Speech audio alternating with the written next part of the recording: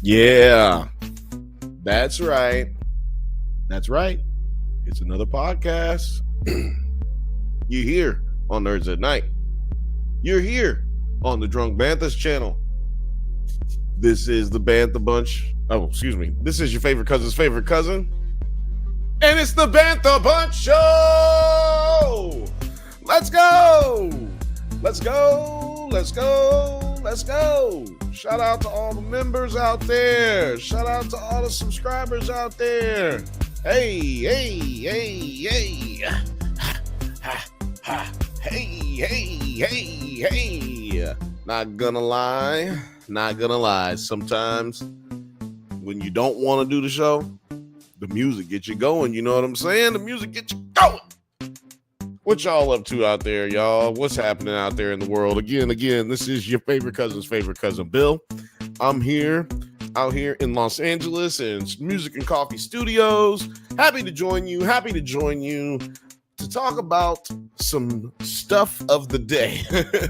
No, to talk to you about the news show on AppleTv Plus. We're going to be talking about government cheese.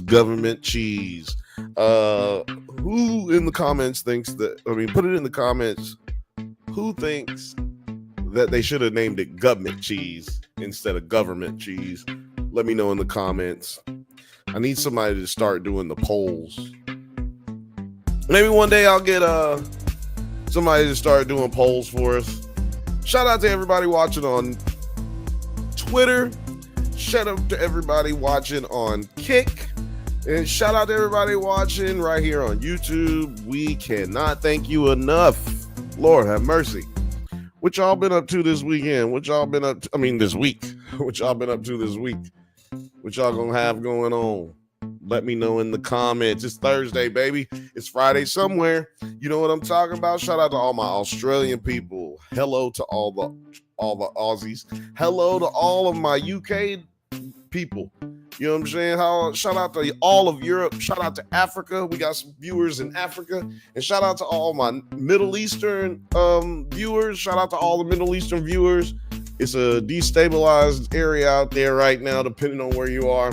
So I hope you're doing okay and you're in a safe space, and we're thinking about you. All the way out here. It's another podcast, like I said, man. I'm so excited to be hanging out with y'all today, man. That music gets you going. The music gets you going, man. Yeah. I'm going to be talking a little bit about government cheese, but I'm going to talk about government cheese, but I want to talk a little bit about some entertainment news. What y'all say? What y'all think? I think maybe the dailies. I don't know why it's not coming up here. But yeah, maybe we talk about the dailies. It's been a little while since we've done the dailies. Yeah. Jon Voight's Hollywood rescue plan. Google goes Hollywood. IFC's midlife crisis. Rest in peace screenplay compilations. Last looks at bite-sized scoops on developing stories / projects, and Video Village, the last trailers out there. And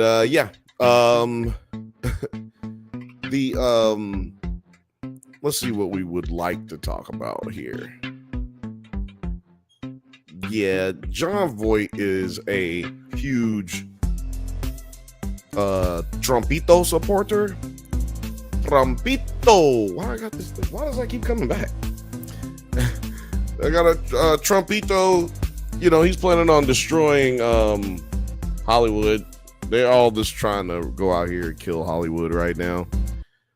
Jon Voight, like I said, has some kind of weird plan where he was pitching it to Trump at Mar-a-Lago, talking about his industry revival plan. Okay. The presidential Hollywood ambassador is Jon Voight. has been making the rounds with unions, studios, and officials to craft his proposal. And now we've got the details. Y'all want to hear him, or is that boring to y'all? Let me know. If it's boring, I'll stop doing it. What up, Film Age? Shout out to Film Age. What up, dog? If you're on Kick, can't see your comments, but please keep commenting. It doesn't pop up here, but we're gonna have somebody on it. Shout out to everybody who's watching right now. What was? Hold on, let me go back here. 1 second, guys. I have to get back to the stuff and get back to it. And get back to it. There we go. How to get back to the link, man? How you do that? All right, here. So, Jon Voight's Hollywood plan. Let me make sure I'm in the right state of mind while reading this. For filmmakers, Jesus Christ, I keep popping. For filmmakers, Voight promises stackable federal tax credits, 10 to 20% on top of existing state incentives. His plan would expand Section 181 provisions, allowing producers to write off 100% of costs in the first year. Instead of a blanket tariff, he suggests targeted penalties of 120% on productions that could have filmed in America but chose foreign locations just for tax incentives. Excuse me, Jesus Christ, I apologize. I should not cough that loud in your ear. For the infrastructure of Hollywood, the plan includes tax credits for building or renovating theaters, studios, and post-production facilities. It would create job training programs to, hold on a second, sorry. It would create job-saving programs. It would create job training programs to ensure Americans have skills for high-paying industry positions with special emphasis on developing production capabilities in the heartland states, excuse me. Now, again, Americans job training programs to ensure Americans have skills for high-paying industry positions with an emphasis on developing production capabilities in heartland states. I'll get back to that part. And for the international work, the plan proposes co-production treaties with countries like the UK to be enabled collaboration without triggering tariffs. It includes exemptions from penalties for legitimate international partnerships that truly require foreign locations, such as Game of Thrones, or if you're going to film Bruges, you'd have to be in Bruges, right? You can't film a show about,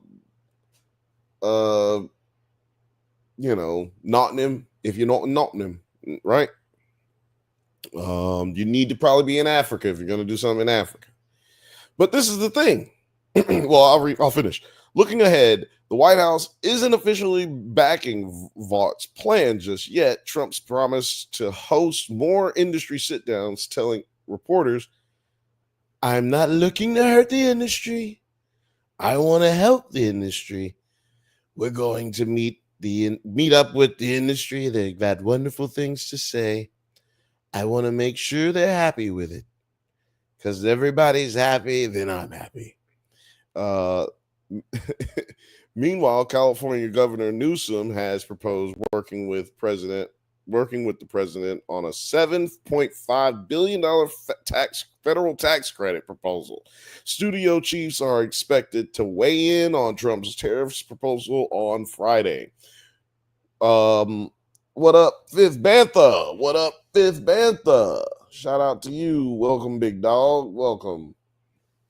Okay, so as far as like what they're talking about, as far as like movies, the big issue is movies are not getting made in Hollywood anymore. In 2010, there was a big push to get a higher tax credit by Hollywood studios. They wanted more ability to film in Los Angeles without having to deal with the taxes of Los Angeles, which I think might be a little unfair to the people who actually pay the taxes here. Mostly, I don't know. Like it's unfair for you as a company to. I'm not gonna say unfair.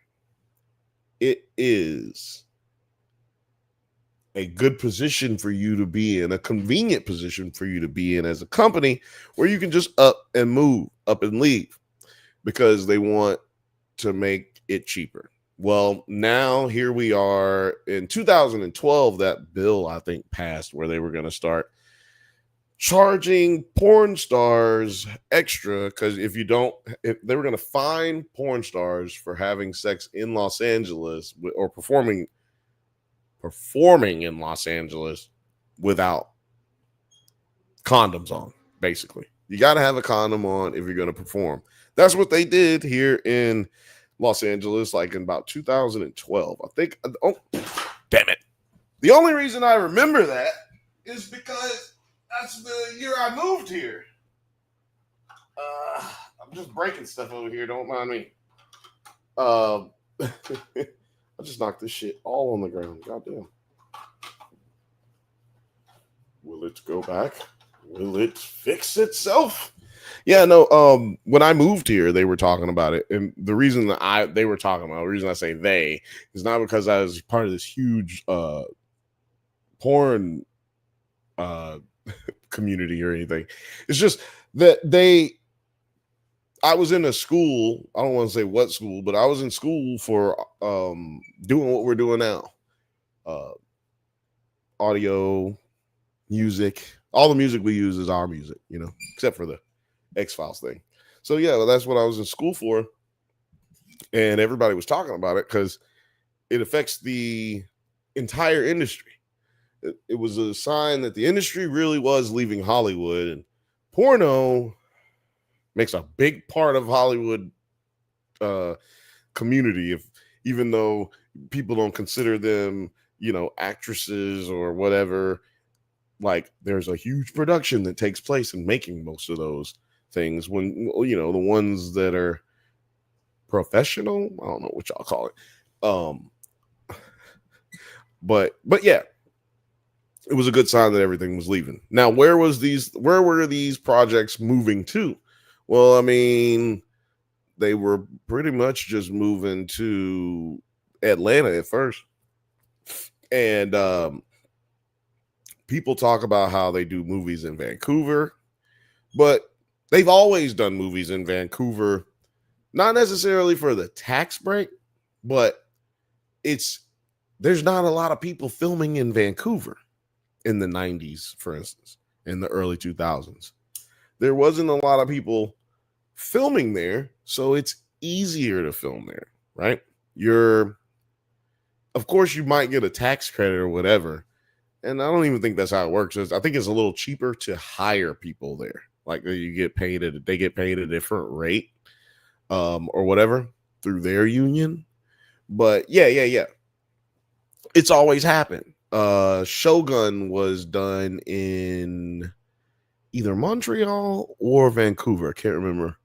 Go check out the Nerds at Night interview we did with Michael Clyett, the visual effects producer or the visual effects supervisor on Shogun. He gave us a lot of information that elaborated on what I already know.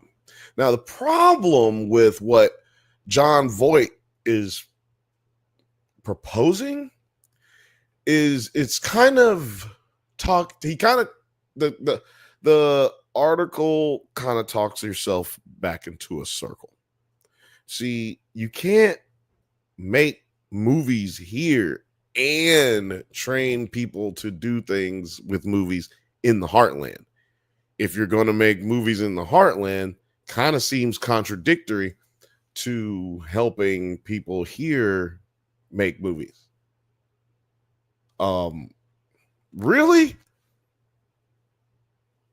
I understand the idea behind it, but y'all gotta understand, not that many more movies get made outside of the United States than there already were.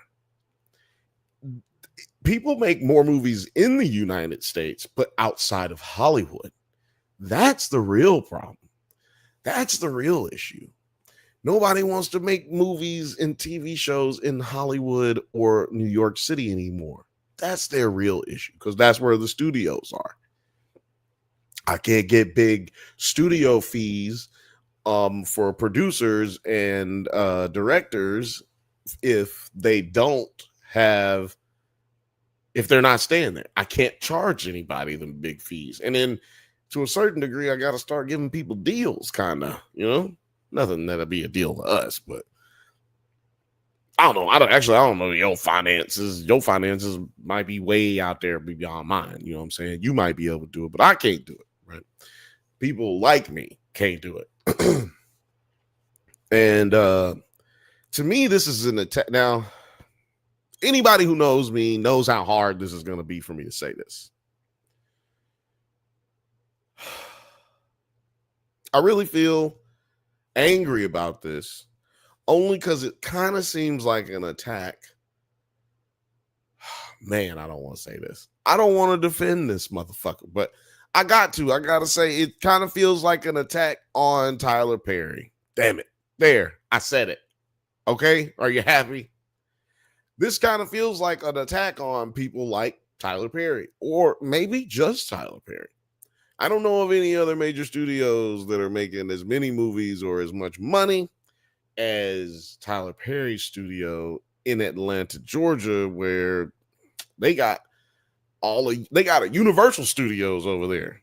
Niggaversal Studios over there, man. Okay? It's a lot going on over there. And I'm not a fan. I'm not a fan of Tyler Perry. I'm not a fan of anything he's ever done.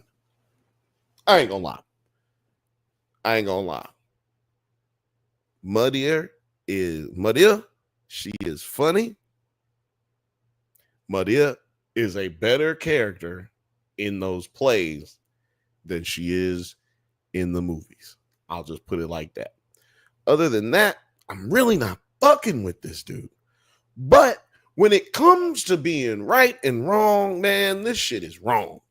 You should not be trying to dictate what people can and cannot do. Are we in America? I couldn't see Othelia's. What's up? Othelia said, I like House of Pain, but that's it. And I feel that, but I can't even get down with House of Pain too tough. Like, I love everybody who's in House of Pain. You know what I'm saying? And I've watched like 40. I've probably watched about 28 minutes of House of Pain in total. Like, and not in the same episode. Like, I probably watched it in total. And are we not in the United States of America anymore? Why do I need permission from the government to do a movie anywhere? James Cameron did a movie in the ocean. He did a few movies under the water, okay, where people have never seen. Are we going to start punishing people for that too? Because it's international waters? What the fuck are we fucking talking about right now? Like 120% tariff for unnamed productions, for unnamed types of productions, for unnamed reasons. We're getting told they're going to be 120% tariff on this shit. Do you know how much shit we do in this world as far as movies and television? Dude, it's a sad, sad story. And I'm saying all this stuff to say, like, I don't, I don't recognize it no more. Y'all know what I'm saying? I don't recognize it no more. And it kind of is pissing me off. But there's no reason for me to get pissed off. We out here having fun. Film H said, I don't want green screened locations like Paris or the UK. That would really be depressing. And yes, see, and they're caveating like, oh, we would still work out a deal with the UK so that we could do things in the UK, but da da da da da. Dude, nobody's doing any deals with us. I don't know when that narrative, I don't know how that keeps getting spun, but there's nothing being done. Nobody. Oh, sorry. Nothing's being done. Nobody's making any deals. How did this affect us? How is it that tariffs affect fucking Hollywood, dog? That's what you got to ask yourself. Ophelia said Trump giving out tariffs like Oprah. You get a tariff. You get a tariff. You get a tariff. He is giving them out like Oprah because when Oprah gave out them goddamn cars, everybody was pissed because they realized they had to pay the taxes on the car. And they had to pay Illinois taxes, not taxes from wherever you were.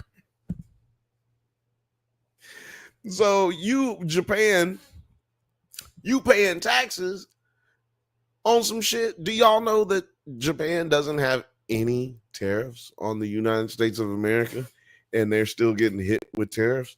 They like this. What in the absolute fuck is going on over there? They came to the United States to talk about the tariffs. They said, what do y'all want? We'll give you whichever y'all want. And then the Trump administration said, we'll give y'all whatever y'all want. What y'all want? And they was like, well, we don't know what y'all want. So y'all don't know what we didn't do this. Okay, we just gonna leave. And they just left. They literally came in and left the same day because we don't know what the fuck we're doing over here. And yeah, it's kind of sad. It's kind of sad. Fifth Bantha says the irony is he tells stories as fact that only happened in a movie, so he clearly believes it's real. The island of penguins got tariffs. He beat Oprah. Film H says, how can they regulate that? Who's stopping it? Who's stopping if I picked up a camera and filmed stuff in London? This is the thing. If you're filming stuff in London, you're probably with the union. Like, you know what I'm saying? They're talking about unionized stuff. And you do have to pay taxes to do certain things within a country when you get those permits to film and stuff like that. But that's within the permit, right? Now, the thing that's going to happen is the United States, well, what would happen? Okay? Because nothing's happened yet. But what would happen is the United States would have to pay a lot of money anytime they want people to come over here. And anytime they want to go over there, we're going to get hit with a lot of money because tariffs work both ways. Where they're not going to let us put a tariff on them for Hollywood productions and then not hit us back. Like, that's just how that's going to work. And until this fucking fat mango Trumpito, before this motherfucker, like, until he gets out of office, we really don't know what the fuck is going on. So Hollywood is just as fucked up as the rest of the world right now based off of the politics in this country, which is kind of crazy.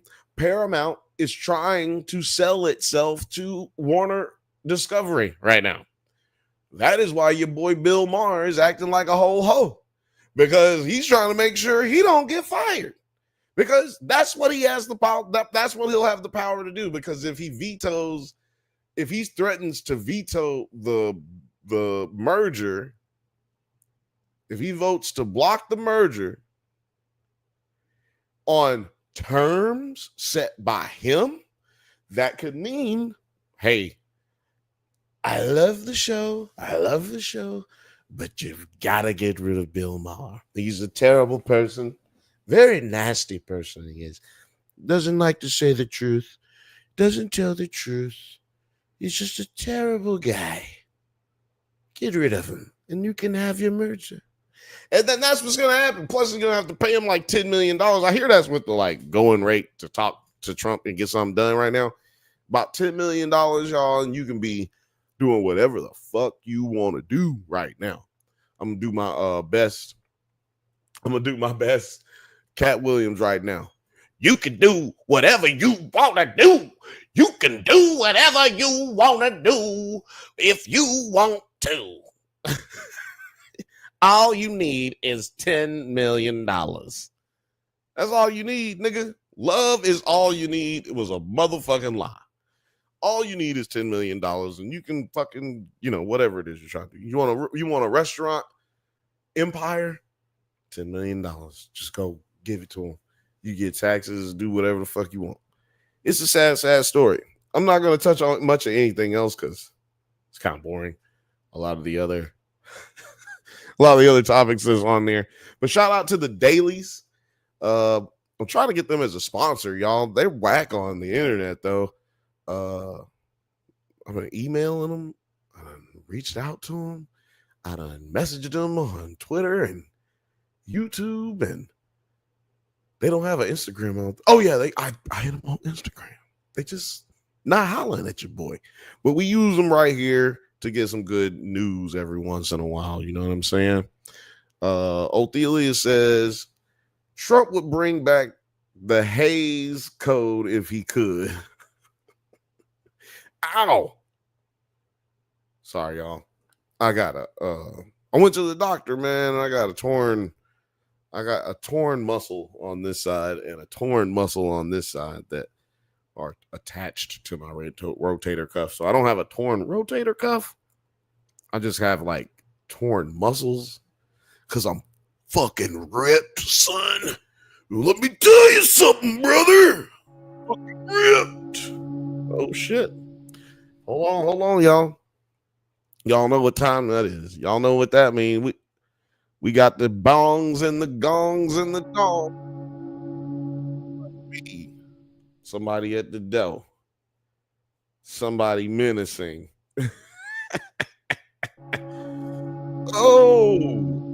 Check it out, y'all. It's your boy. Your favorite friend with a name that is a number. It's your boy 9. Hey. Oh, hey. What's up? Hey, what's happening? So you're saying all you got to do is give Trump that government cheese? All you got, that's really all you got to do. Well, you give him your cheese and it'll become government cheese.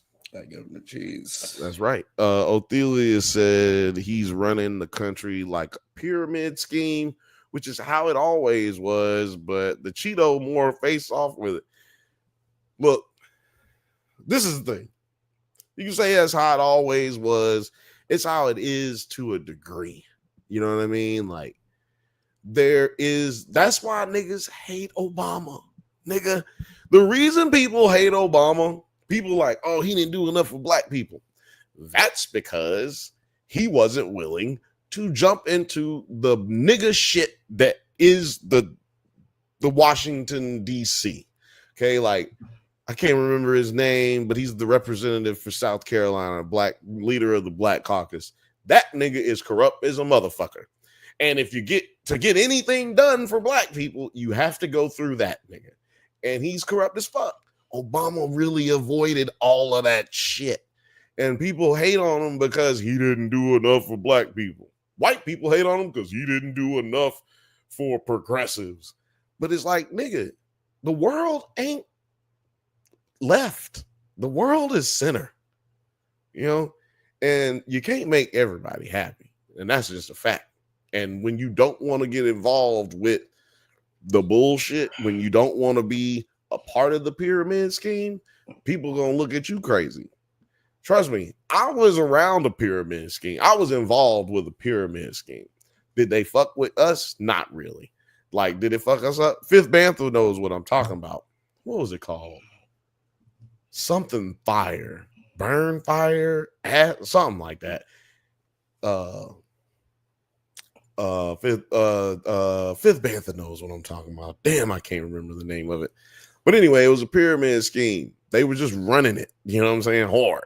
I've been to like 6 job interviews here in LA that are pyramid schemes. But if you don't want to fuck with them, then they make you look like you crazy. It's like, nah, bro. You kind of just explained the pyramid scheme to me right now. Yeah, there's a lot of that. It's a big problem with these sales rep jobs. It's just fucking pyramid schemes. And it's like, no. I'm like, dude, you're asking me, do you have experience in sales? No, it don't matter. Yeah, it's like, wait, are you interviewing me or are you like recruiting me? Like, what's going on? Because you seem very desperate for me to hop on. And I never had the complete upper hand in a job interview like I do messing with those people. Right. They offer you the job immediately every time. They ask you, don't even, why? First of all, guys, if you're watching know what your right schedule now, is, just stop asking fucking questions. Just get straight to the shit. Look, do you want this job? I'm going to give it to you regardless of what you say. You tell me your mama's sick. You tell me that your mama's alive. Nigga, you tell me you hate your mama. I'm going to hire you. Anybody who says you can take this job with 0 experience, but it's going to be high volume, that is a pyramid scheme. And of course, we're all family when we're working together. We're all family. Man, we're all family. You know, we're all really close knit and real tight. Yeah. No, man, I'm good. Anything that starts with we got leads, I'm good. That's not for me. But that's the way our country works. But if you want to get stuff done, you got to participate in it or push yourself on it. And yeah, Obama wasn't willing to push himself on it but one time. That's why you got Obamacare. And that's also why you got Trump as a president. It's called a blacklash. Niggas get into office, white people burn niggas shit down. That's how the shit that's how it's gone for over 120 something years. However long niggas been able to be free without being slaves. That's how long. Did you watch Andor yet? Yeah. I don't want to talk about it. Okay. But man, that was so good. Andor was really good. I got some questions though. You know what I'm saying? Like, I'm like, wait, there should be another episode because we don't find out what happened to a few people. Like, it just ends. I'm like, wait a minute. Hold on, dog. Wait, I gotta hit the button. See, because this is exactly. Hold up. Wait a minute. Something ain't right. That's literally exactly how I felt at the end of Andor. I was like, that was good. But then, wait a minute. They're like, what? Oh, shit. Yeah. Shit. Oh. Like, I'm missing the last piece of this puzzle. I'm missing 2 corner pieces, one on each end of the damn puzzle. So yeah, I'm here for Andor for sure. It was fire though. It was fire. Yeah, Fifth Bantha used to work at a pyramid scheme for about a year. Did pretty well. But at what cost, Fifth? At what cost? His soul, mostly his soul. I know him. his cost was mostly his soul. Well, you only get the job once you pay them. Now that is a crazy pyramid scheme right there. That is like when you have to pay for inventory that you are supposed to be pushing. Pimping is a pyramid scheme, right? I wouldn't say that. Oh yeah. Actually, pimping is a pyramid scheme. Wow, you got your bottom bitch, but she's at the top. You dig? And then it all comes down, cascades down from there. Dude, I'm tripping off that. Dog, I'm nothing, bro. That's weird. Now I'm kind of tripping. Because I'm like, damn, pimping is a pyramid scheme. I guess I used to be a part of a pyramid scheme too. No, I'm joking. What if you were assistant to the pimp? if you're an assistant pimp, then you're technically just like a CEO, a vice president of of a pyramid scheme. So you probably make less than everybody else, honestly. if you're an assistant pimp, you probably make less money than everybody else. Fifth Bantha said Bill is thinking about starting a pyramid scheme now. Yeah, maybe. It's called the Drunk Banthas. all y'all gotta do is give me money. Oh man, see if you can find. Hold on, I'm gonna see if I can find this shit. It's in a Living Color sketch where you talk about make me rich. You can make me rich. This shit is so funny.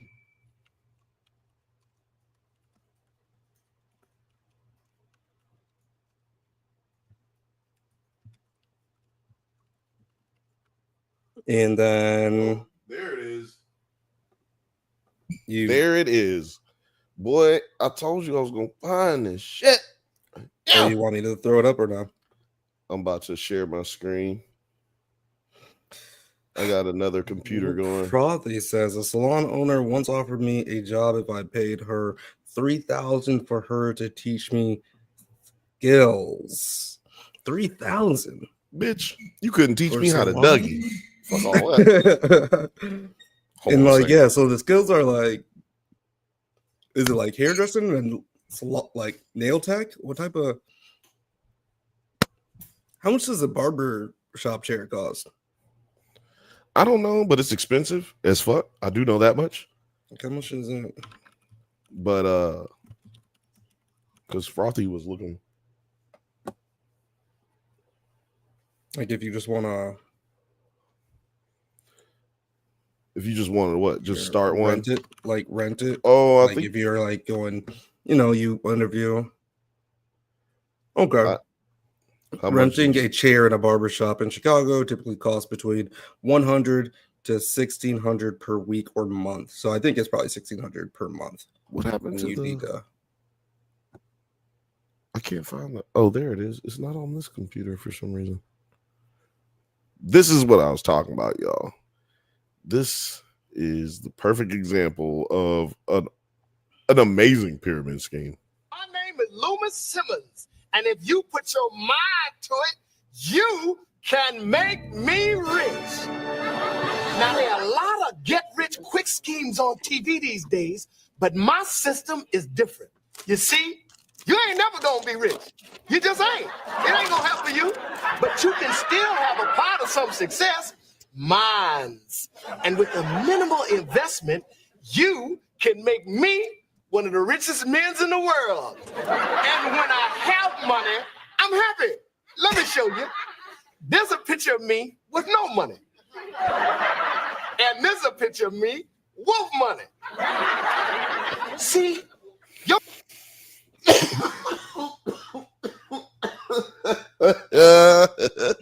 Compelling argument. Very compelling argument. Compelling argument.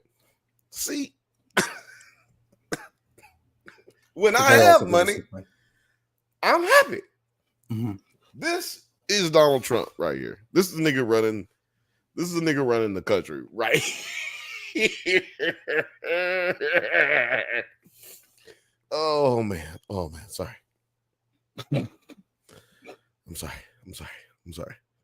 They actually have multiple sketches of that. That shit gets me every time. Terry Coin. Invest in Terry Coin. Terry Coin? Mm-hmm. Gosh. Yeah, I'm here for it. I'm here for Terry Coin. You guys want to see my face all that close? I'm closer than you. Look, there you go. This is very intimate, man. Guys. If it's anything, I'm so glad that you're here today with me. No, you gotta talk slower. You gotta talk Guys, slower. I'm so happy that you're here with me today.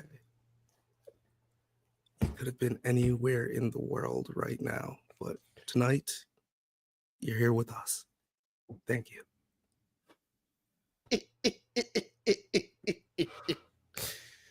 Am I still muted? A little No, I'm not muted no more. Oh, I was laughing the whole time. God damn. Shout out to Girls and Purrs. Books, Girls and Purrs. What it do, Pepe? What it do?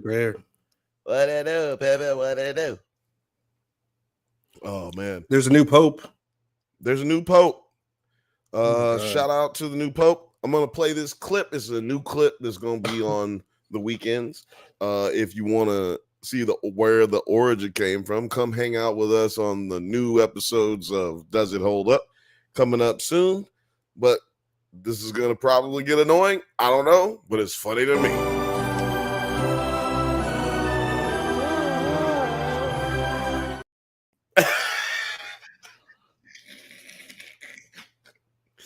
So anytime something nasty is said on the show, you will be getting one.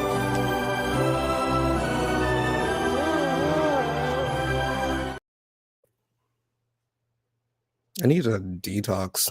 My skin is not doing so hot right now. Is that what detox do?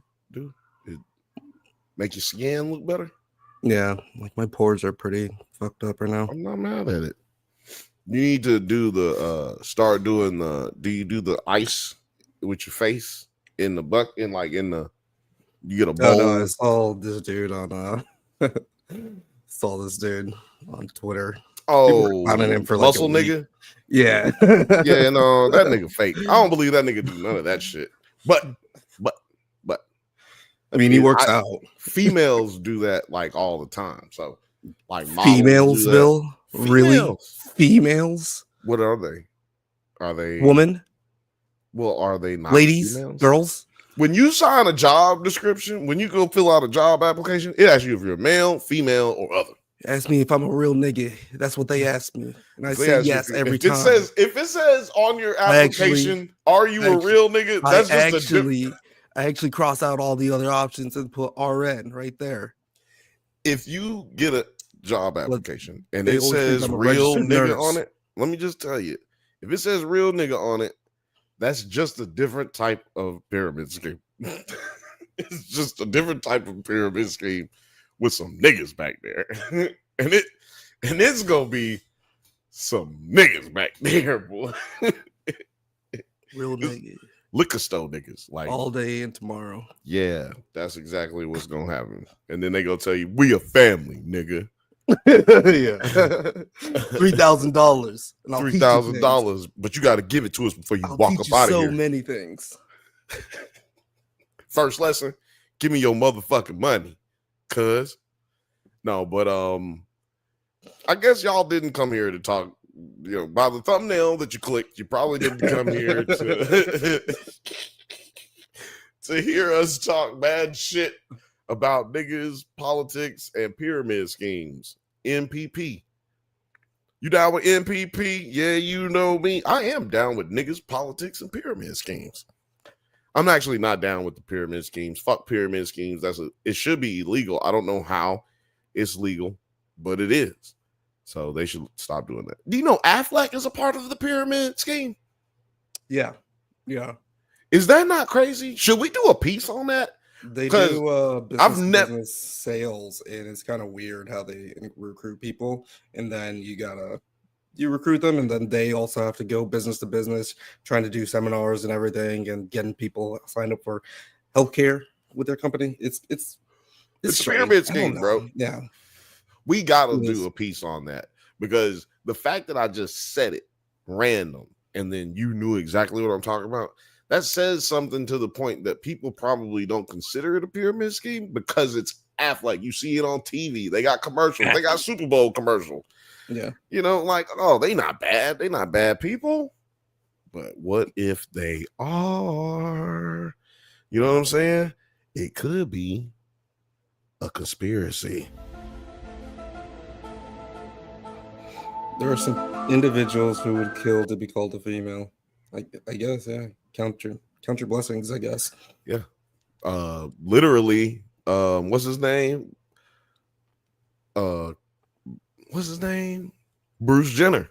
He killed somebody to become a female, to be called Jesus female. Christ. He did it. Put it in the comments. Is that funny? Come on now. Bruce Jenner killed somebody so he could be a female. Okay. Okay. Google it if you don't believe me. I'm not talking. I ain't told no lies today. Told no stories out of school. Saw it happen. Saw the nigga live on TV. Just trying to run away. Crazy ass shit. I know a girl that did the Affleck thing, and she actually got her next job because she went into a business trying to sell Affleck, and they're like, "We ain't going to buy any of this bullshit, but you seem cool.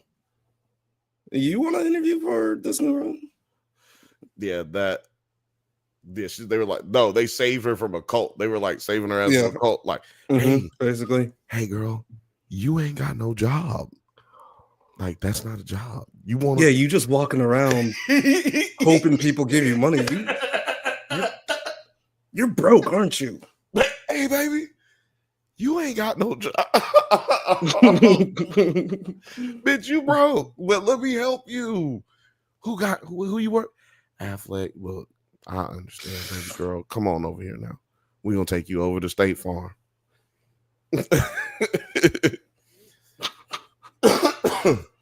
That's where it happened. Basically. That's where it happened. SoCal knows, man. It ain't even no need to hit the X-Files button. Cause we know that's true. Ain't no conspiracy behind that, boy. I'll explain that another time. I'll go in that another time. But we really do got to talk about that Affleck shit. We'll put some research together so we can actually point to the whatnots. But you and I have been in those rooms. So and if you haven't been in the room, you don't know what we talking about. But we've been in them rooms. When they invite you to like the seminar, whatever, and they try to make it sound all fancy. Then you get there and it's like the basement of a fucking church that they were able to slip the preacher like a couple $100 to conduct some shit out. And then in LA they're able to do it more fancy. They can just rent out an office building somewhere that's like up a Marriott high or whatever. And it looks like they doing something. You know what I mean? Yeah. They hit you with the boiler room type shit. Yeah. You remember? Have you seen the boiler room with Ben Affleck? No. Yeah, no. Good movie. Old reference. I think Vin Diesel, Ben Affleck, I think, if I'm not wrong, big cast. Diesel and Ben Affleck were in a movie together. I think so, if I'm not mistaken. The Boiler Room, big movie. It's a good movie that was not big, but it had some of the biggest stars now in it before they were big stars then. But yeah, that's the kind of vibe that you get. Well, in the ones that they do here in LA. I've been to 2 in LA. I was like, maybe it wasn't like a pyramid scheme. I always wonder what those people are doing today. Like if they actually are still keeping up with it, or the dude who told you, he said he made over $200,000 in less than 2 months. Hey, kid you not. His car is fucking fucked up, rattling. He's got the 1998 Honda Civic. Yep. Like, bro, you made how much money? Yep. Well, the smart ones take the train there, so you don't even see the car. Yeah. You just don't want to fix your car? I don't get it. Like, even if you want to stay with the same car and you're frugal like that, it makes sense. Okay. But you're not going to fix your car? What are we talking about here, Frothy? Nia Long? Giovanni Ribis. Is that? We just talking about hot women? We're just naming random hot women? Are they? Or did they all do hit and runs? Because put Halle Berry in there. Oh, she's talking about people that are in the boiler room. In the boiler room cast. Oh, in the boiler room. Okay. See, I haven't seen it in some time. Quite some time. Might be it doesn't fit our genre type. Because I was gonna say, is that a future? Does it hold up? Doesn't fit our genre type though. Maybe we need to break the genre type to just get some good fucking views. Views are terrible on there. So that's what that means? it means you should make sure you hit the like button, subscribe, hit that button down there, hit the bell so that you can get notifications because, YouTube is not going to let you know that we went on. And even if you hit the button, sometimes they're not going to let you know we was on. So make sure you share this, hit the like button. That way YouTube knows you really fuck with us and you're not just watching us randomly after you started watching them cooking recipes and shit. Like, make sure you hit that button. Let them know that you fucked with us. Did you watch the Thunderbolts? Yeah, watch that new video is out, right? I haven't watched it yet. If it's out, is it out? Shit, maybe. I don't know. We just did it last night. It's out. Yeah, it's out. Nice. The name of the video is Smash or Pass. Smash or Pass. I'm only on half of the video. I don't know how long it is either, but yeah, I'm on about half or maybe even the last quarter of the video. So because I came out the movies fresh with it, came out with fresh hits. I bootlegged it. I bootlegged Thunderbolts. I didn't like it really. I mean, I liked it. I think it was overhyped though, to be honest. Overhyped. Yeah, them niggas was mad gushy over. I was like, boy, I ain't never heard y'all simp like this over no movie before. Because I had mad issues, dog. Like this is this is like mid, but it was good. Like it was a good, like it'll get you high. Like God, you smoke that shit. Endgame, fuck Infinity Wars, Thunderbolts, all the like. What are you guys talking about? Bro, just relax. They act like they ain't got laid in a minute, and then they got laid. Now. Yeah. I would say I want to marry her with the newest Captain America, to be honest, in my opinion. I didn't see that though. Yeah. And I don't think it matters that you saw it on a bootleg as opposed to. Yeah, I was like, okay, well, but I'm not really seeing anything that's going to make me want to go see this in IMAX or something like that, I saw it in 40X. Mm-hmm. It was a good experience. Mm-hmm. I like where they're going with the story, but this was like Ant-Man and the Wasp, the third one. I liked it better than this. That is pretty damning because I don't think it's damning. I think that movie gets too much bullshit. I think that movie does definitely get too much hate. I hate that movie so much. People really, I'm gonna tell you a little secret. As much as Hollywood loves him, when I talk to people about Jonathan Majors, I don't hear a lot of love for him. Just real shit, especially in our community. I mean, he was even like before the best part about that movie. It's just that I'm not disagreeing with you. I'm just saying that script was whack. People pretty much don't like that nigga, and I don't know why. I mean, in our community, in my community, in our community, I've never heard anyone say anything truly positive about him. When first time I showed my mama him in what's that movie called? That show. Lovecraft Country. When I showed my mom him in Lovecraft Country, she was like, "He's a great actor. He is one of the ugliest niggas. He's one of the ugliest leading men I've ever seen in my life.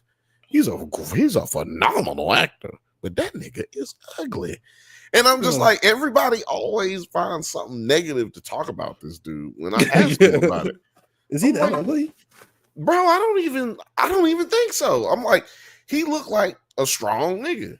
You know what I'm saying? Like, you know what I mean? Like strong leading actor, like confident, like, and I think that bothers people to a degree sometimes. And he's weird nigga, so he does, he makes weird choices. So maybe that's part of it.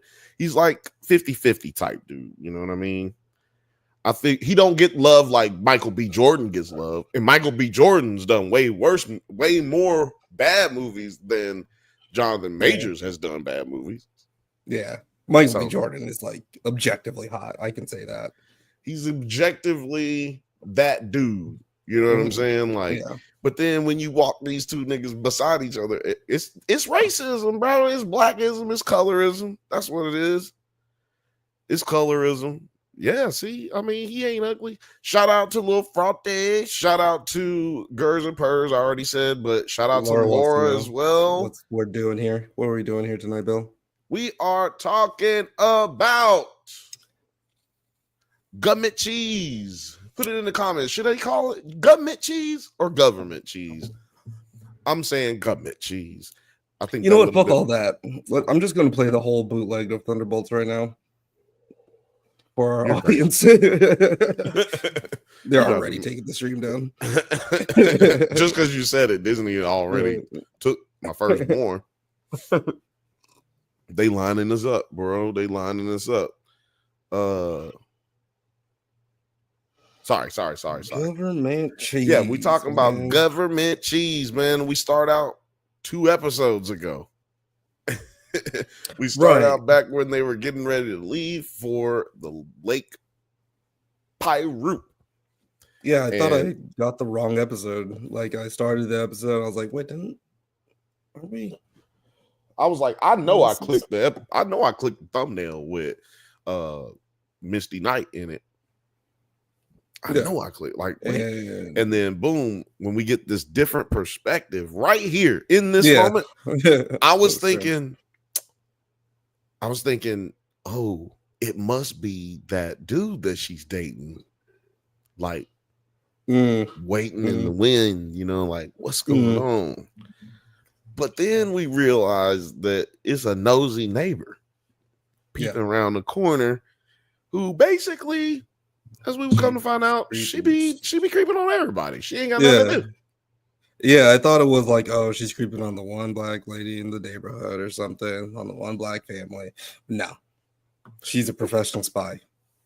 She is, she's a professional spy, bro. She gets information without even trying, bro. She hadn't left her house, bro, and she got intel on everybody, bro. Like I ain't gonna say she had left her house, but she ain't left the neighborhood, and she got the whole thing on lock.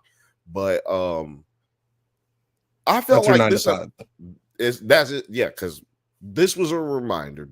You just hit on it exactly where I want to go. Great segue, because she don't really have a job. Her job is being a housewife, as opposed to Arietta. She has a job. She has a career because she had to start a job because her husband went to prison, and now she felt invigorated, as she says in this episode. But old girl don't got no job except being a housewife, and that made me feel like this episode was trying to remind us, hey, women did not have it good back then. We are in a time period piece. Like you could like in the 2 episodes before, you could probably get disconnected from that, right? Like there's nothing really in those episodes bogging you down in the time period that they're in.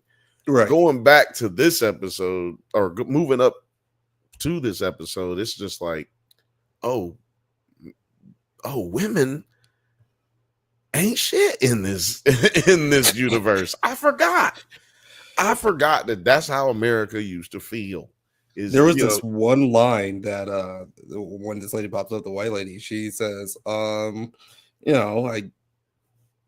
husband thought the best thing that I could do with my life is get married to him. I was like, ooh, that is message. See, now that's something that she came to the revelation of 15-20 years later, because she's saying that happened when she was a youngin. That happened when she was a youngin. The comments is going crazy. We got over 50 comments in the comments right now. If you're on Twitter, light them up, baby. Light them up. Light one if you got one, man. Throw us something in the comments. You know what I'm saying? We can see you. And shout out to everybody on Kick. We'll go over there and see if anybody done commented. No, probably not. No. Anyway. But anyway,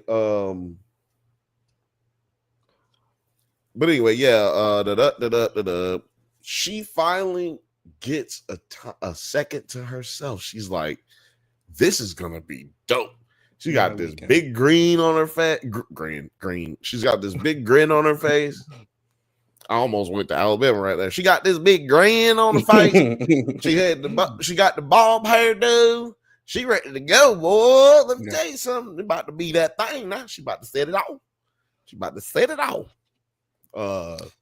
And she did set it off. She went straight to what I'm about to do right now. She went straight to the weed, brother. Yeah, it's just like, I'm about to. You know how you have a good weekend? Let's start it up. Let's start up a good weekend. Pull out the violin. Go to my favorite Kelman's coffee cup. Go to my favorite one. Hey, don't touch my Kelman's, goddamn it. Hey, Einstein, don't you go in there messing with my Kelman's now. See, look at that. You pull that thing out and you put something to it now. It's already rolled too. Already rolled, boy. You know what that means? She was like watching TV and rolling up pre-rolls to just not have right now. Just not even gonna smoke these right now. That's a moment you've been waiting to savor. And she savored it, boy. She was in there just looking at her drawings and pictures and stuff and just thinking, pondering. But then this is the problem with when you don't smoke a lot all the time. She got super faded real quick. She started talking to the TV commercials. Just appeared right in the room. That was crazy. This is actually one of the stronger episodes of the show so far. Start out real slow. And when this happened right here, mad confusing, immediately jarring, which kind of brought me back to the episode where Hampton was talking to that one weird like Indian girl. Pakistani? I don't know. They're kind of fighting right now. Not kind of. I guess they fighting. Big fighting. Yeah. So I apologize to anybody out there in that community. I'm an ignorant country boy from Alabama. So please don't at me.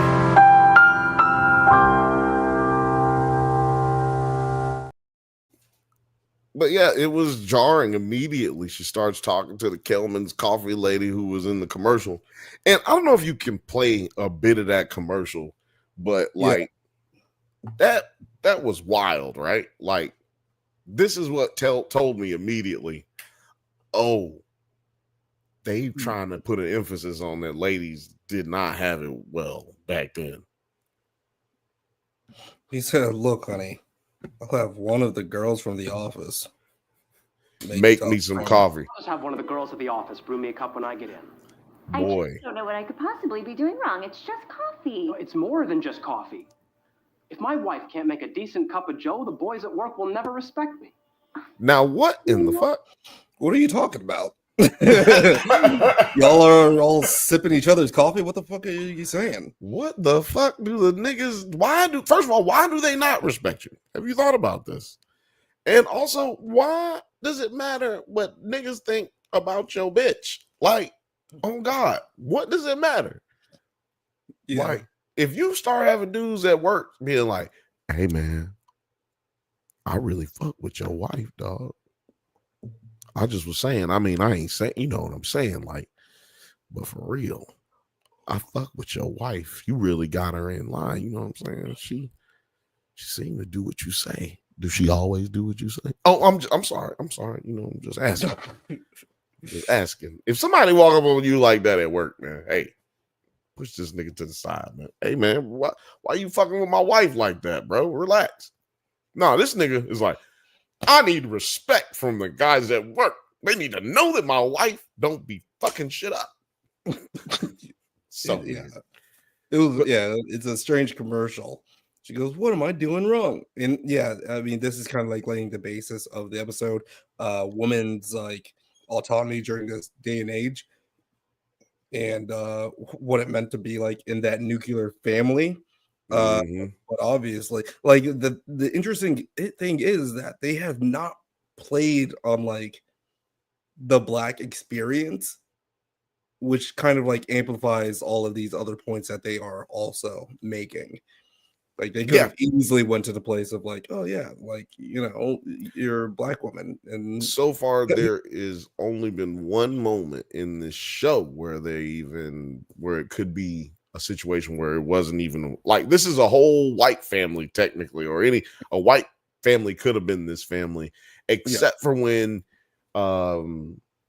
Harrison says that he don't have a culture. Right. Because he's black, and he don't know where his people come from, and blah blah blah.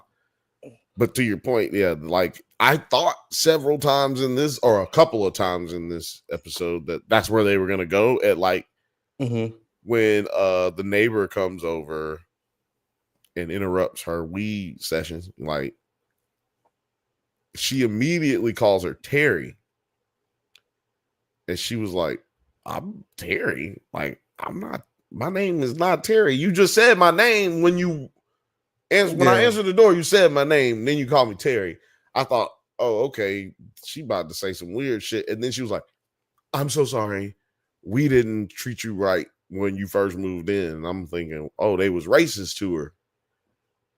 But then no, she just didn't come over because her husband went to prison. Like, what? Yeah. Like that was it. Yeah. But yeah, and then all of a sudden the lady is in the house. Yeah, like LL Cool J. And laid out that.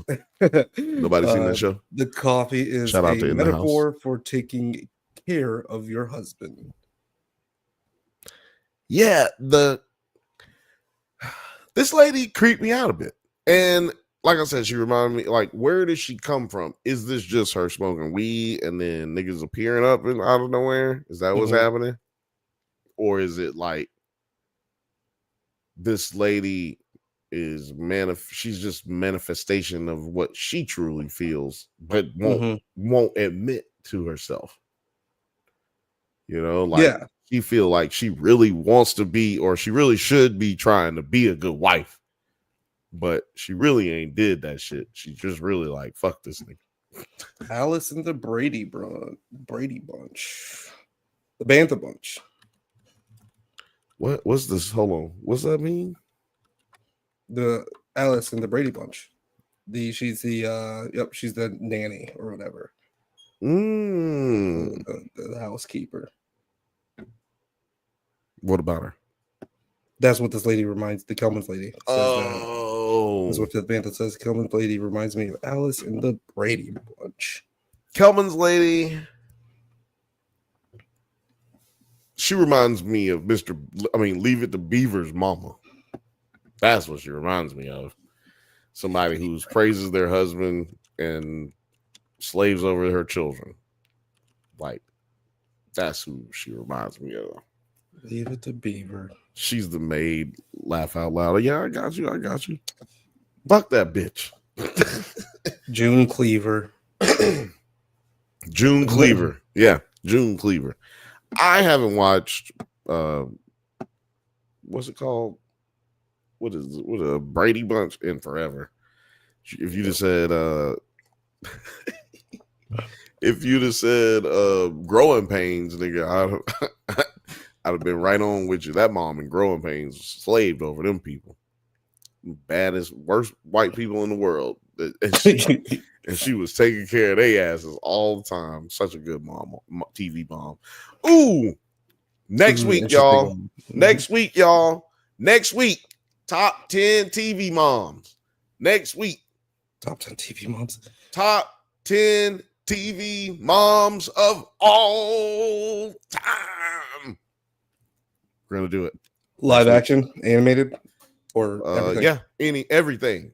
Okay. Everything. TV moms are, you know what I'm saying? You got the Roseannes, you got the we already named Cleavers, the Growing Pains, you got the Family Matters, you got Full House. Ooh, that bitch died. That bitch was dead. My bad. But yeah, and you got this lady right here, Annetta. You got her. She qualifies as TV mom. And I'm going to tell you, She's somewhere in the top 10 so far because she lit up a J, nigga. What I TV know, but Jay mom? gets you up there. Yeah. Get you up there, dog, because TV mom, no TV mom has ever smoked weed on TV as far as I know. I ain't never. I don't know, man. Maybe I'm missing. Maybe I missed it. You know, maybe some The mom premium. from Weeds. Yeah, I was going to say maybe some premium television. Mm. Premium Peggy from television. Married with Children. Okay. Yes, that's right. I'm with it. Have to do But my anyway, research. that's why we're doing it next week because the research got to be done. Yeah. Peg Bundy. Peggy Bundy, yeah, man. You got to put it in there, man. Aunt Viv. Why don't you always dressing like that? Look, Othelia's already on it. He said Aunt Viv, Trudy Proud, Marge Simpson, Nancy Botwin. That's a solid list. Katie Seagal has some pretty good TV mom roles too. She's done it all. She's done. She was a Sons of Anarchy mom. Yeah, she's done the full spectrum. I feel like. Are we gonna just do all moms or sitcoms? Maybe we should limit it to sitcoms. We'll be here all night doing. I'm saying. It can get heavy. Yeah, but yeah, the like I said, we already mentioned the neighbor comes over and bothers Annetta, but also kind of gives her a little bit of an empowering speech, like an uplifting speech as she's getting ready to leave. They go up to, like you said, she tells her about her husband basically not believing that she ain't, like, not believing or believing that she ain't shit because he said that he didn't feel like she could do anything better judgment and with her life but marry him. Yeah. Well, then they go up to the roof and she has another conversation with her about how she wanted to be a dancer and be a rockette. Yeah. Go to New Well, York. this was even crazier right here. I feel like when she's given the breakdown of everybody that she knows in the neighborhood. I was going to get there. Yeah. But I kind of skipped. Yeah, I kind of skipped around. But yeah. Everybody, that goes back to her being the spy. She's a spy. She knows everything that's going on, but it also goes to show, it's like you think that you're a bad mom because all the drama that's going on and nobody else is dealing with this drama. Like I'm having characters. But the fact of the matter is, especially back then, it was all about maintaining a facade. Like there wasn't. That's why you don't talk about family business. Like everybody has that saying, like, don't talk about family business. Like it's because people will all put up a facade of trying to be the perfect family, even though we all know that no one's perfect. So why do we put the emphasis on these things? But it just goes to show you exactly how women had very few options, at least if they wanted to get along, right? You can always try to buck the system, but that's going to be a life of hardship and probably success. But, you know, so you sacrifice things when you push up against the placeholders were not there. And also with all this gossip stuff, it's kind of funny because like Facebook kind of threw out the window a lot of like the decorum with like gossip. You know, you would have the one gossip in the neighborhood that would find out all the dirt, but now that shit is like all it's everywhere in your shit. Like you know everything that's going on in and motherfuckers just telling on themselves. Yeah. It's like, come on, don't talk about the family business. Yeah, this poor lady, I think she had the saddest story because she's losing her hair and she can't figure out why. She's blaming it on everything else other than the fact that her husband's a piece of shit and that she's tired of being there. I'm trying. So yeah, exactly like you said, you are not the only one who's struggling. And she said she thinks She thinks it's because her son is irredeemably evil. Yeah, he's got like demons in him. She got priests coming to pray over him. Shit. This sequence was just like so bizarre right here. That's Margaret's house. Margaret's hair is falling out. She doesn't want her husband to know, so she wears wigs. She thinks it's because her son is irredeemably evil. That's why she thinks her hair is falling out? Yeah. She's like, bitch. I don't know. Could be And like I Ted love Bundy these. living with her. So another thing that we've been focusing on in this show, this series, the shots, the shot choices during this,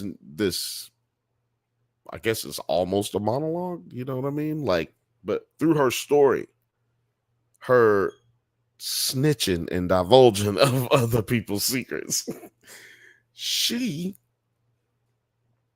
they chose to go into this like zoom on every set. They had like these different sets for each Like the sets and family like the that she was sequences talking were about. so And great. it was crazy because I was like, wait, what show are we watching? Like, I still don't even know what to tell y'all this genre is. It's a comedy with beats of psychedelic spiritual nature, like almost like a coming of age film for all of those involved. But Yeah, it's a there TV are show. parts where I'm like, wow, could this have been a movie? Or did this, I wonder how the script came about, because there are aspects of it where it's like, man, you could have thought that Wes Anderson was set to direct this or something like that. Yeah, and my laziness has not allowed me to do so. Figure out who is the director. Like, I know that Pharrell Williams did the title theme song. I know that. And, so there. He also is singing on it. So yeah, I know that much. But I know enough about film and TV to know that this is special. Like, regardless if you get it, I know for a fact, there are people out there that would never get this show. They just never would get this show. But I feel like if you are a true film nerd, you should watch this show. Even if you're just like a aspiring director of photography, you should check this show out and pay attention, because man, they choose some crazy, amazing shots. Like, I wouldn't have thought to do that shot, but also it was dope. Came out well. This one was a trip too. She had to get a job selling Tupperware to pay her. Yeah. So what it was is that she found out that her husband cheated on her, had a whole other family. Two families. And then she has two families. Yeah. And she had to get a job selling Tupperware to pay for her extended family. So like, not even for her family, to pay for the other family. That is so crazy. All because you feel like you don't have options. Well, you don't really. And look at that. That's the pyramid scheme right there. Tupperware was a thing. Tupperware was a thing. And then you could have just gone to the store to get it, though. You didn't need Tupperware parties. Mac makeup still exists to this day. Yeah. They was doing that shit back then. Avon trying shit, to prey on the idea that women feel they don't have any worth and are looking to change their lives. Mm-hmm. Man, marketing should be illegal. Actually, now that I think about it, man, marketing should be illegal. It's a literal psychological manipulation of the human brain to encourage you to purchase and or move your life in a certain direction. That is insane. But this was a crazy visual too, with her being just like trapped in the Tupperware. Did you ever have one of those in your house, like the old school Tupperwares with the ridgy tops? Because I did. I'm just wondering if you ever had. I mean, I guess I had all types of Tupperware, so I'm not sure. Well, there's that. You're a little younger. I mean, there's a specific Tupperware the ones that they actually used to sell for those little pyramid Mhm. skins that we were talking about.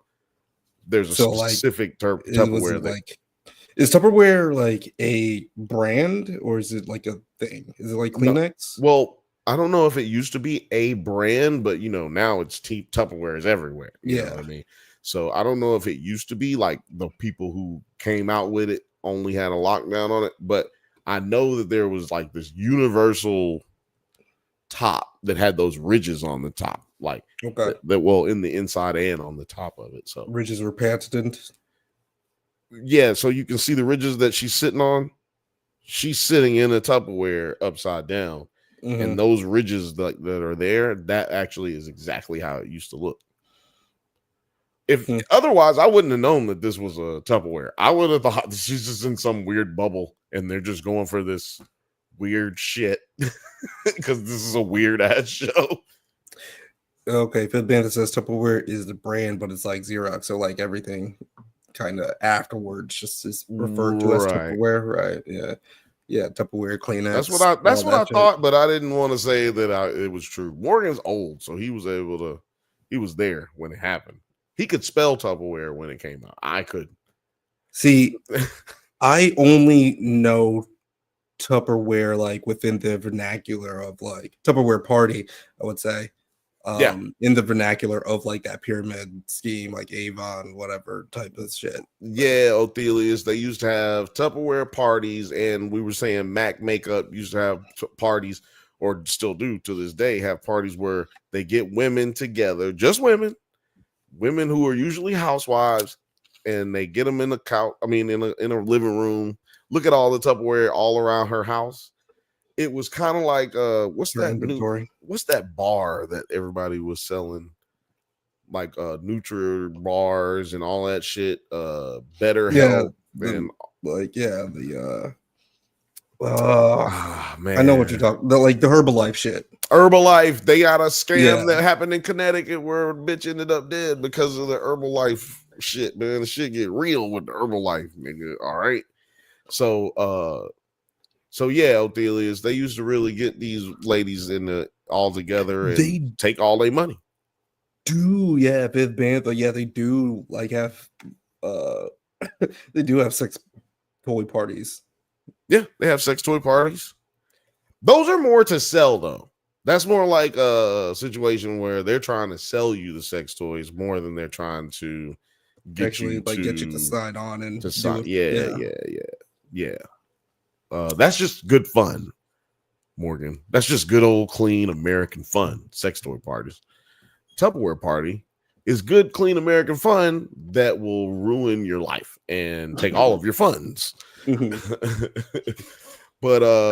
you gotta get that. You gotta get that material up front.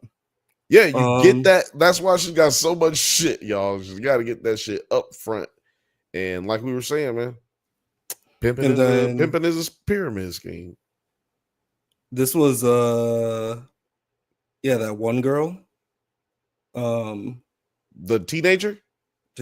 So yeah, she got a crazy story. Christina ran away with some degenerate, left her in Washington State, took all her money. Now she's pregnant. She's pregnant. Look at these sets. It's like so interesting. It's so crazy. And they chose to back out on this one, so as opposed to the first two where they zoomed in. They back out so that you can see, like, life is fucked in this one. Yeah. But it's so interesting because why does she end it with the smile like that? Because remember, she says the mom says she's still in love with the guy. Well, yeah, so y'all don't know that because we didn't talk. This young lady, 16 years old, got a kidnapped basically by an older dude who took her across state lines and got her pregnant, and then took all of her money and left her only for her to contact her parents and come back home with a pregnant single mom who's still in love with the guy who got her pregnant. Now, which story do you think is saddest? There's 3 stories here. Who's the saddest of them all? They're all sad in their separate ways. Right. Let me explain why they're all sad in their separate ways. One, this woman is literally going crazy and tearing out her hair, and is just kind of like falling under the pressure of like trying to keep up appearances. 2, this woman got cheated on and now has to like hustle to support a different family. 3, this one is all about how like I'm getting vibes that like it's a kind of like a cyclical cycle like continuing. Like this is like a generational problem within this family of like getting pregnant young and like being trapped in these situations. Yeah. And but all of these are like kind of just like at the they're all like because of it's all patriarchy shit. They're all because of like outside influences of the patriarchy.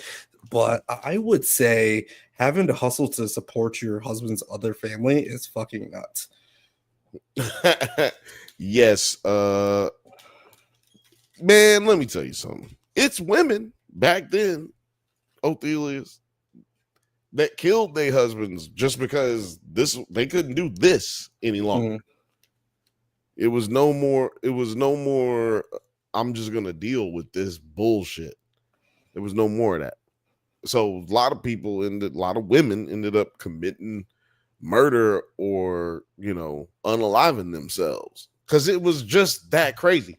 They invented Xanax and Buspar and all that other shit. What's the other one? Quaaludes. They invented that just so they could make women shut the fuck up.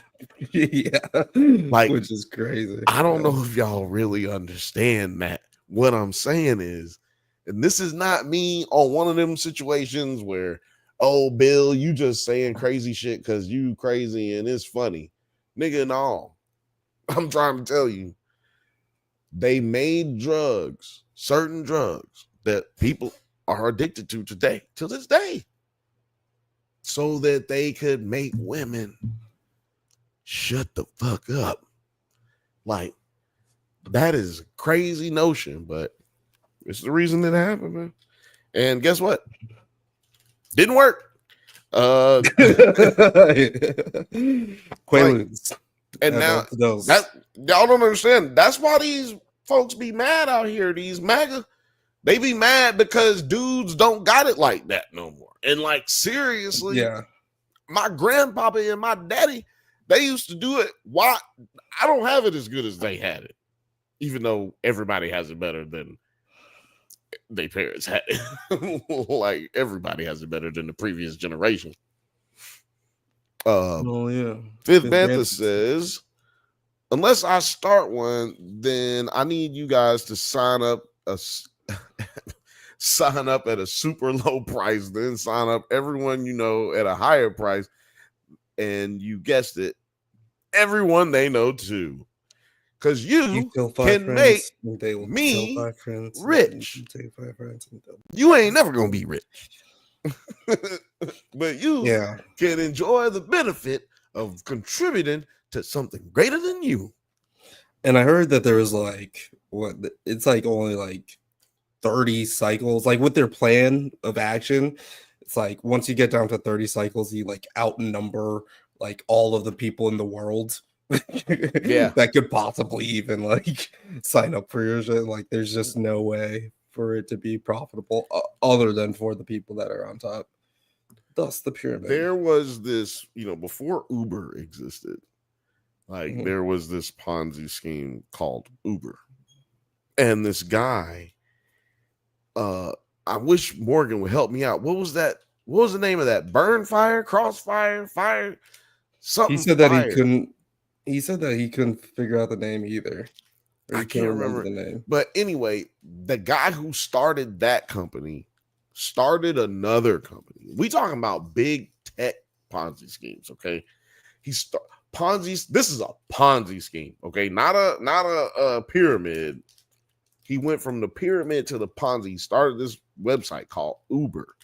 It was for artists and musicians to post their stuff on there, and they had music executives that were attached to it that would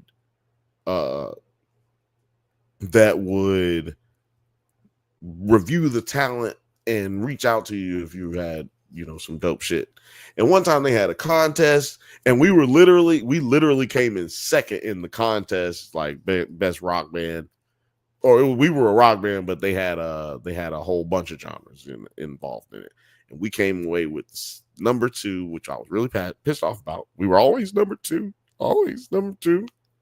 but my point is that one day I went on that website and everything was gone because I looked it up and that guy had stolen all of the money. Basically, he pulled out of it and took all the money, and everybody who worked for them lost their jobs. See, that's the kind of shit that happens with the like Tupperware company and all these other pyramid schemes. But anyway, I'm gonna go with worst is the lady who thinks her hair is falling out because her son is a demon child. She's clearly surrounded by 2 terrible men in her life, and she cannot escape them. I would say that is, that's also pretty fucking bad. I think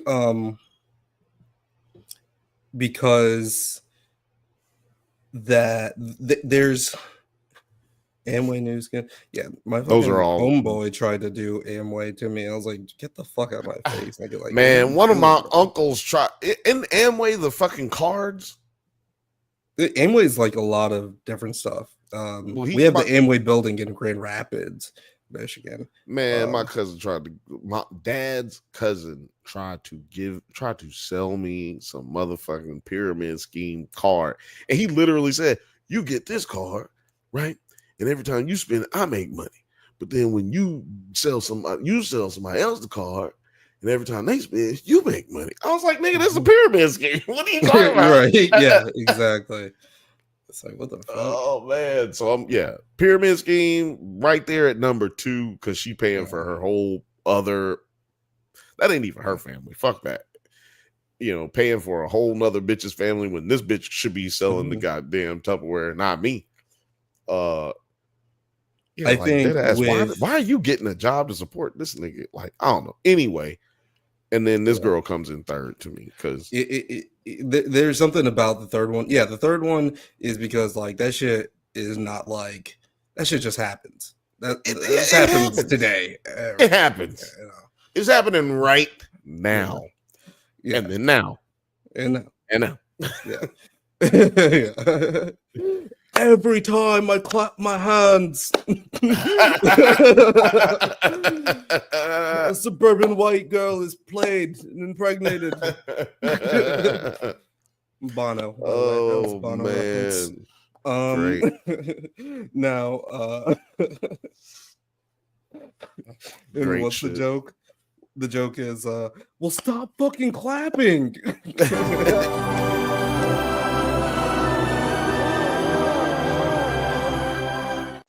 Told y'all, anytime something nasty is said, that's getting played. What are you? No, well, you're not talking about Fire Festival, right?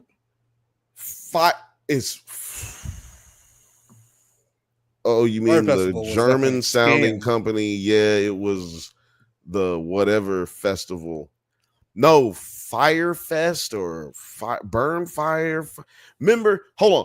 Morgan, it was the MP3 shit, and the girl from Trustville, she was the one who got us hooked on it and shit. She came to us with the pyramid scheme, with the nigga who was the CEO of the company. We had a big meeting, and they tricked us because we was musicians, and we was dumb, and we was dumb. Someone believes in us. No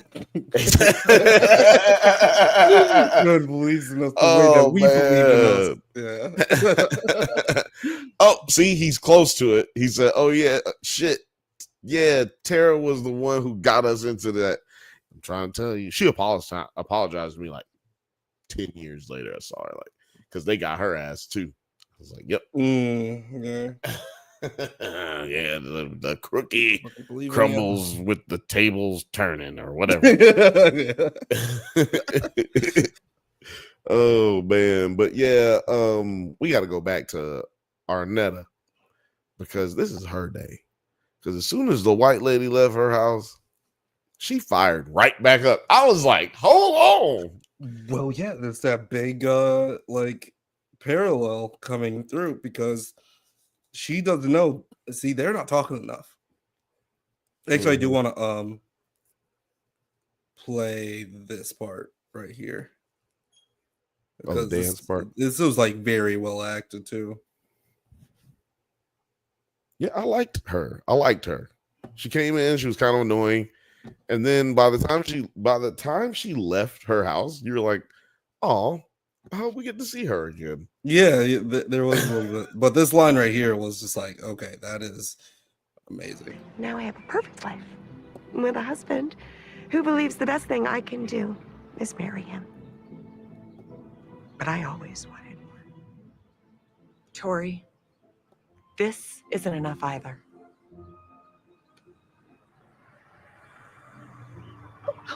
Then her husband gets home and she has to run back off.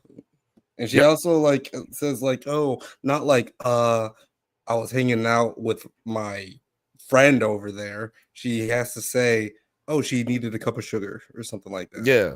Like, it's such an isolating environment. Because if women are talking to each other, yeah, they might get the wrong idea. They might fuck up. Now, anybody who's just joining it or may have come over from Chaotic Truth or some shit, let me tell you, that's not what we're about here. Okay, and our next guest is Andrew Tate. Hey, everybody! Yeah, no, nigga, I'm just acting. All right, y'all, I'm acting. That nigga said, what the fuck was you doing, bitch? I was just giving her some sugar. Where the sugar bag at, bitch? I gave her the cup. I left the Tupperware over there. Exactly. I brought it with. Oh man, but yeah, this was a beautiful moment between these two characters, and it really brought out the like, yeah, women have it terrible, but we also have the ability to be strong and think for ourselves. We don't have to get caught up in the game of falling in love with a nigga and staying with him just to stay with him. But then we kind of get a little bit of a contradicting message from the next visitor. No, this happens. I wanted to. We were already on a roll. No, I was just saying that. I'm not trying to get you to jump there, but you have another visit from another visitor that kind of contradicts that in a way. I felt like, but yeah. Einstein, the frog, though. I mean, yeah, we got the frog again, and he's like, jump. And he basically didn't he basically tell Hampton to jump too? He's like, go, nigga. Yeah, it's a leap. It's a leap of faith. Yeah, because he jumped over the pole vault. Right, he jumped over the pole vault. Like, hey, take that leap of faith. And I don't know. That's not close enough for me. The pool. I was looking. I was like, damn, man. I was thinking about like, if I saw my mom up there, I was like, Mom. I'm just looking at. I was looking at it like, oh my god, if this bitch jump off this motherfucker, I was like, don't do that. Maybe girl, don't do that. Princess and the Frog. Princess and the Frog. Man, I don't know what it is about this lady, but she is bad. I know, yeah, I know what it is. She's hot. Well, yeah, I don't know if that's close enough for real. It ain't, but I want you to notice this is a very serious moment. A black woman is jumping into a pool, submerging her head underneath. Yeah, look at how her hair look, nigga. Yeah. She finna go back in the house, hair finna be crazy, okay? But she don't give a fuck. Cause she like, I'm taking this leap of faith because I have power and choice. I have the ability to do what I want to do. And they switched the pool. One thing they did, the ladder was on the other side of the pool when she was looking from that side. So like she would have had to jump Yeah, into the tree and then jump back over into the water. But they're just whatever. like, whatever. We're just gonna. I ain't gonna hold it against them. You know what I But mean? she is now baptized and happy, and then this also inspires Einstein To stop Dude. fucking around. He was like trying to make the water buoyant and change the buoyancy of the water in the pool. Yeah. It's like, nigga, you need like a pound of salt, like Yeah. 4 or 5 pounds Yeah. of salt, nigga. Right. Like so much salt. So much salt. What are you doing? And I don't know what chlorine and salt does, but Lord have mercy. He bro. was like scooping it like tablespoons into the time. I was like, yeah, what this nigga is Oh man, very he is- artistic. But yeah, she is, like you said, baptized in her leap of faith. She's baptized in faith and salt, and she's ready to go. She gets it together. She puts her ankles in it and comes up with her own design to prove to her boss she ain't no punk bitch. And like you said, Einstein starts going. Now, I kind of was doing something when I was looking at this, and I didn't get to see the names of the schools. But He said Stanford, fuck no, Harvard, no. And then he lands on Rocket Corp, which we know is what his father is trying to sell his drill to. Who he's trying to sell his drill to. Yeah. Right. And interesting. It's very interesting because do they want him to be an engineer or do they? Because that's not school, is it? Like, yeah, like back like then, an apprentice maybe. Yeah, because back then they did have like programs where you could pay like a tuition, work under someone, and learn actual discernible skill, something that you could actually use. Like you could go to school to be a mechanic and just work as a mechanic. Like you kind of can still do those things, They but still have trade schools. But it's different. It's different. Mm-hmm. It's different. Way different than it was back then. Like you wouldn't end up in like debt and shit. Like they had programs that would help you pay for it, as opposed to you fast for yourself into $60,000 in debt type shit. And college was cheaper way back then. You know what I'm saying? Right. I think I don't even want to say it, but I've heard people who are older say that they tuition was like $8,000 or something, like $4,000-$5,000. But like they struggled to be able to pay it and type shit. Yeah, but they were also like paying it off by working like over the summer and shit. Exactly, like that was possible. Exactly. Well, we missed that by about 20 years, man. We missed it. Right, missed that boat by about 10 years, actually 10, 12. But anyway, what do you see these two characters going from here? Since this episode really wasn't about Einstein, but like I guess to a degree we got something about Einstein, because I guess we hadn't really gotten anything about either of these characters so far in this series. Where do you see them going? See them all because they both had these religious experiences, right? So he had his religious experiences like way more intense, I would say, but still on the same effect of like giving him clarity of like what he wants to do, how he's going to do it. Is he going to be a sleazeball? What's he going to do with the money and everything? And I think there's going to be an openness between all of the characters of like how they're going to move forward and to hopefully be a better family. Because lines were drawn. Now that we know his son Harrison is respects him a little bit more. Like he showed a lot of love towards him.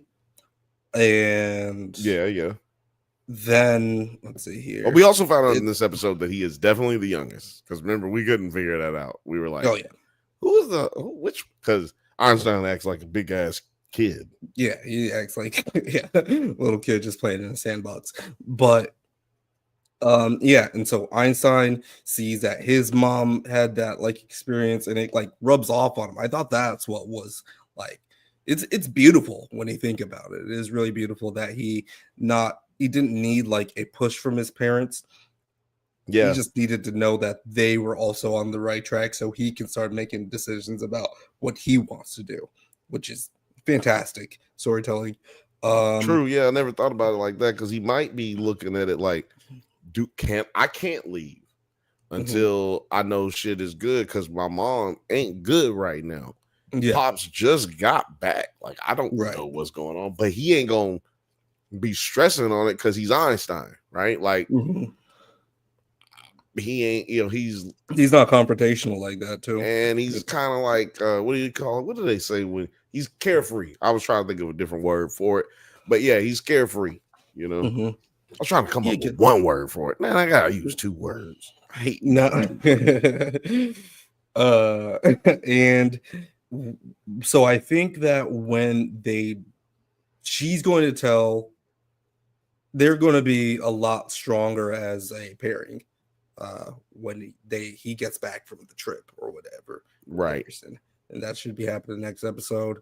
And she's going to like express to him like what she wants out of life. He's going to want to like support his family, wants to do the right thing, all that. Do you think she gets the job? I really hope so.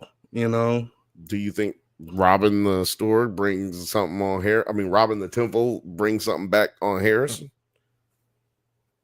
Robbing the temple. The temple. Yeah, with Hamilton. Yeah, I think there's going to be some complications with how he's going to go about fucking bringing back the money. And also, like, what's going on with that shoe from last season? Ooh, that's Bokeem's shoe. Last episode. I can't remember his name in this show, but Bokeem's shoe. So, like, that's going to throw a wrench into all of the stuff. But I hopefully whatever comes next that they're going to be working at it together. Filmage said he did see an owl, so that's a bad omen. Yeah, there wasn't an owl in this episode, though, right? No, not to my knowledge. I can't remember if I saw one. I don't think I saw one. But now we also have to bring it back a little bit, huh? And talk about this parole thing.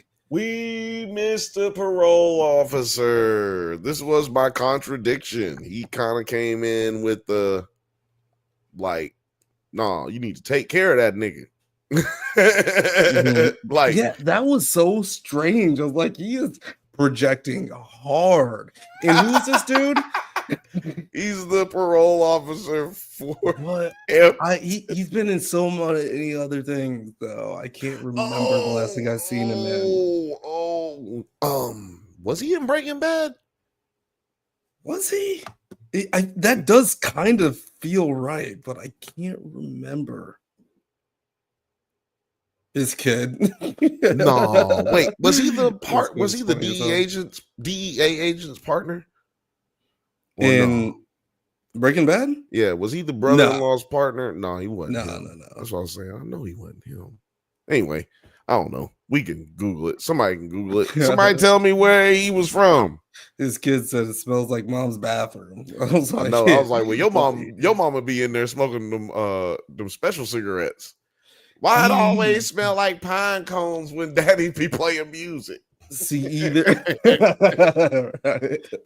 so yeah, they call it reefer back then, right? And either the reefer was not that good or he's really bad at being a pro. No, he's a square. That's why his bitch left him. He's a whole square. His wife left him as opposed to these other women who have said that, hey, I gotta stay with my husband. At least they feel like they gotta stay with their husband. His wife was like, I'm body, riding with no limit soldier. I'm for the streets. She was like, I'm outside, fool. What's up? So yeah, like he has a whole different contrast when he comes in. He's basically giving her information that is true, though. Like, people who are incarcerated do better when they can be around a support system that doesn't involve crime. Mhm. Because like 80% of people who get released end up going back to prison in some capacity. Like when I mean capacity, it might not be the same crime.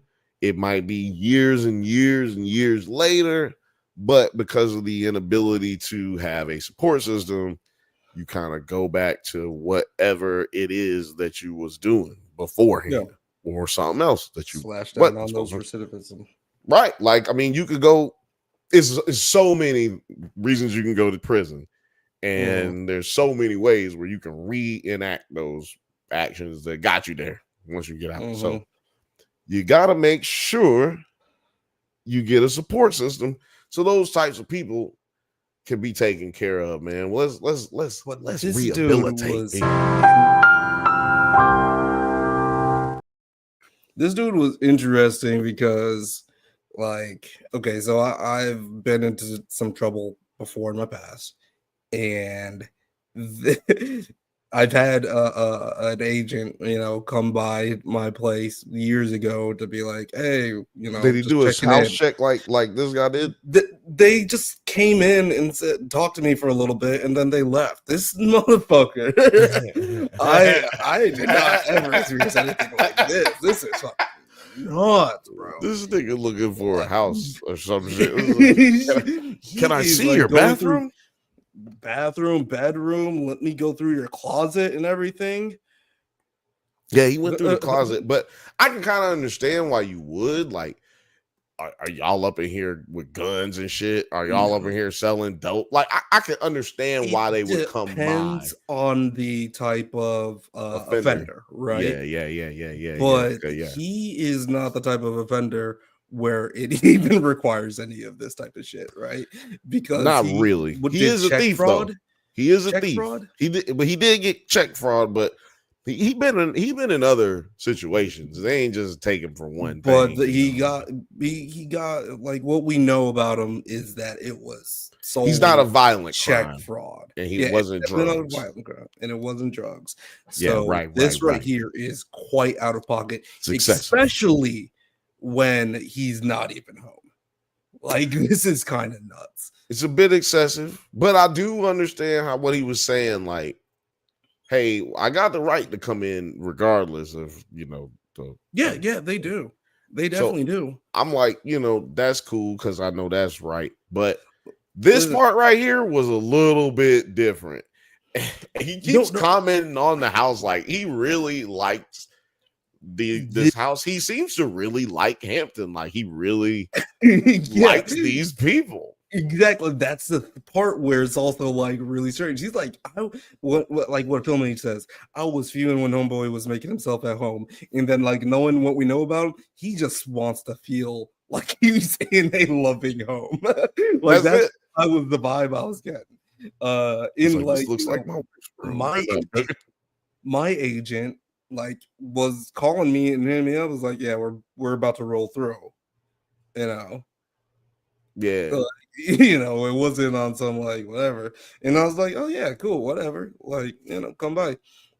Not doing any dirt. I was like, this nigga was with his kid on his visitation day. I'm saying, he's like, let's do a family thing. And the nigga called you, at least. This motherfucker pulled up random cold call, just knocking on doors like Spectrum employees talking about some, hey, I just was in the neighborhood and figured I'd do one of these walkthroughs. I am so surprised that he didn't ask for a cup of coffee. I thought that's what it was. Oh, man. But she ain't got no coffee, actually. Yeah, that's all. Like, okay. Look, you can hit this joint if you want to, but your daughter gonna have to sit outside. Man, the contradiction. The little kid going into the fuck him getting comfortable. This little kid is a little brat.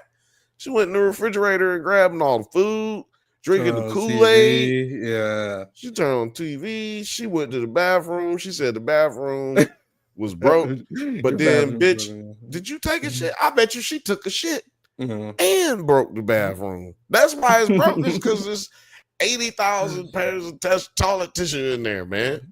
Yeah, man, I don't trust this little kid. And she looked kind of scary. Yeah, she should be in a horror movie. Yeah, she looked like Aubrey Plaza's daughter or some shit. Astoria. Aubrey Plaza got that, sinister look to her at times, and that's what that girl looks like. She said, "Don't eat that. That is not soup."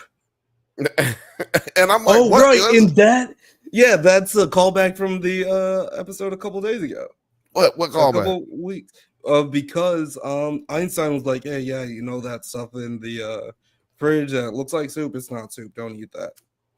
Oh, yeah, I remember that. She's like, "Oh my God, do not eat that shit right there." Not. Because, mind you, she's trying to get this nigga out the house because she high. She got weed. Yeah. I need you to leave before I get Hampton in more trouble than he already could be. But this is really weird. You need to show him that you need him. Yeah. I was like, that is... He was talking to his wife. He said, Yeah. "You get it." He Right. said, "Unlike my ex-wife, you get it." Right. Yeah. That this is weird. Be at home. Yes. Unlike my ex-wife, you get it. I was like, what Well. are you doing here, bro? He brought up his ex-wife like 10 times while he was in there. Yeah. Well, I'm making But just he is a that- square, right? Like he's Yeah. a square. Like he's a nice guy, wholesome. He don't know what weed smells like. Like he ain't never been what to a I'm saying, juke like- joint. Like he ain't never grabbed a black lady's booty. You know what I'm saying? Like he is a square. He's a L7 weenie. You know what I mean? He's a fucking herb. Who don't know what weed smell like? Damn, my guy. He's like, "Man, those new cigarettes that they got out, they smell kind of different. It's crazy. Smell them all over the place in California. It's wild." Shout out to everybody commenting, man. We got over 80 comments now. I care about that more than I do how many people are watching, man. I promise y'all. If y'all just, whoever's watching right now, make sure you comment so I can know you're watching and give you the love. Conversation The is love. lit. Is lit. The lit. love. Let's see here. What else did we miss here? She played the violin. That was cool. Film agent remembered that. With the little girl started picking it up too and playing it. I wish she had actually played it and not just plucked around. But maybe that's all they were really. Maybe they didn't have time to prepare to be like, okay, we need you to have 3 months to learn how to play the violin. Like she had a couple of weeks and she had to learn how to pluck that out real quick.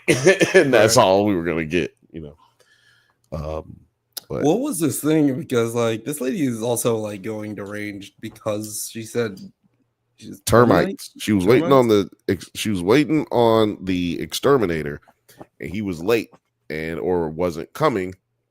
And she said she can hear them in the walls. So she came over because she just had to get out of the house.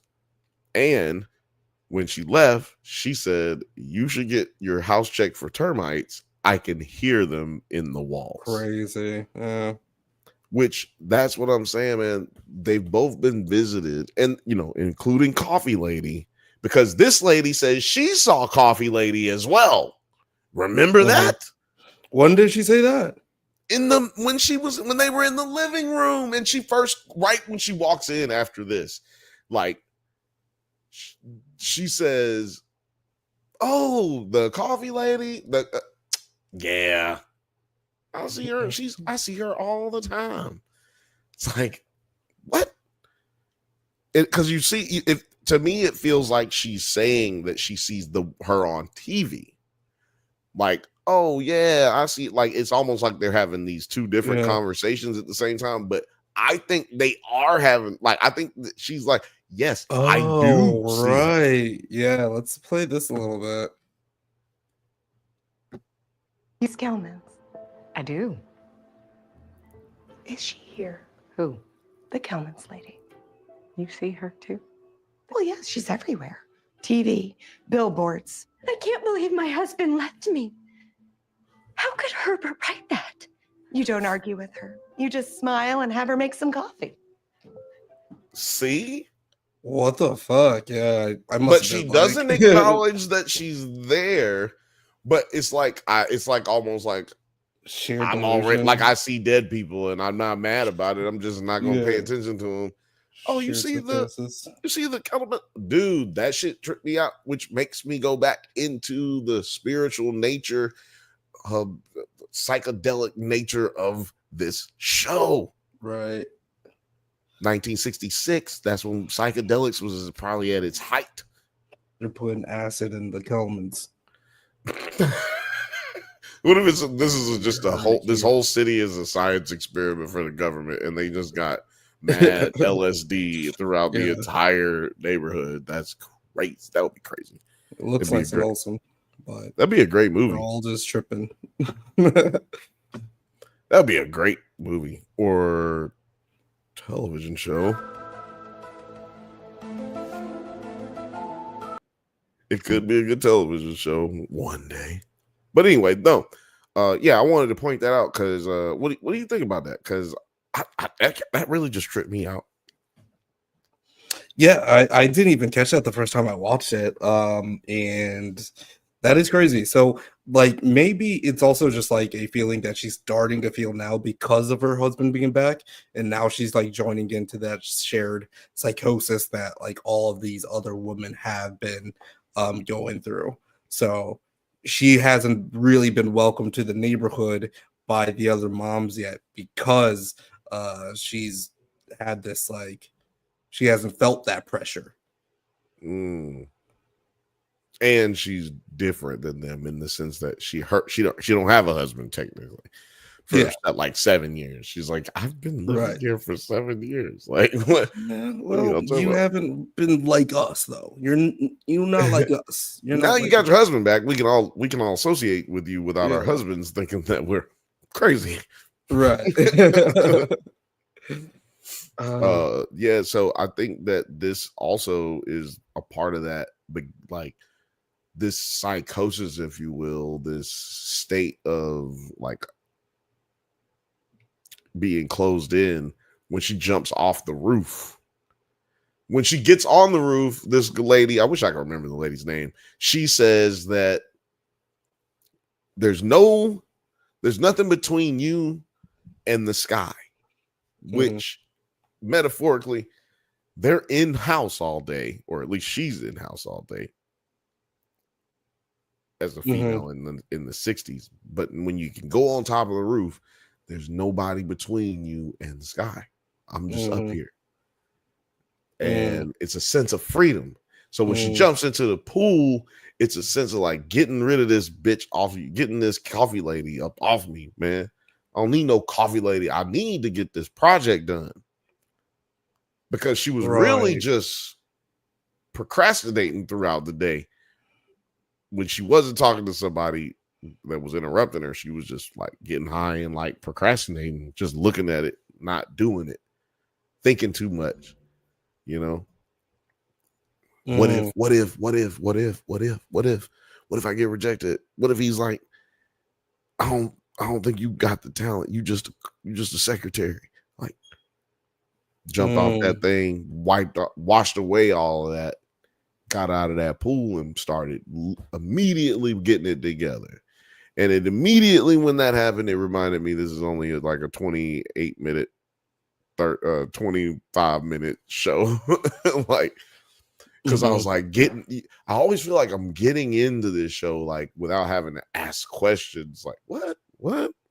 And then I start getting into it and then it goes to commercial. I'm like, wait a minute. I don't know. Because all of their shots are so dramatic. It could be the end of the episode, damn near every single shot that they do. Yeah. Sorry, I'm just like looking at topics or whatever, you know. But yeah, the show. So what do you think is going to go down with the next Few episodes. Do you know how many episodes we're gonna get? I don't, but you know, Okay. they usually typically do 9 or 10 on Right. Apple Yeah. TV. So I'm gonna assume it's 9 or 10. I think that Hampton gets home. Hampton takes back the money to the temple. Harrison finds the You think Harrison finds the money? He finds the pamphlet that's in the back seat. And then I guess Harrison has to find out that his dad is a piece of shit. Or like Or he was. Rudy is dead.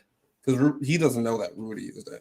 Well, he lied. He lied about Rudy not being dead as well, too. Yeah.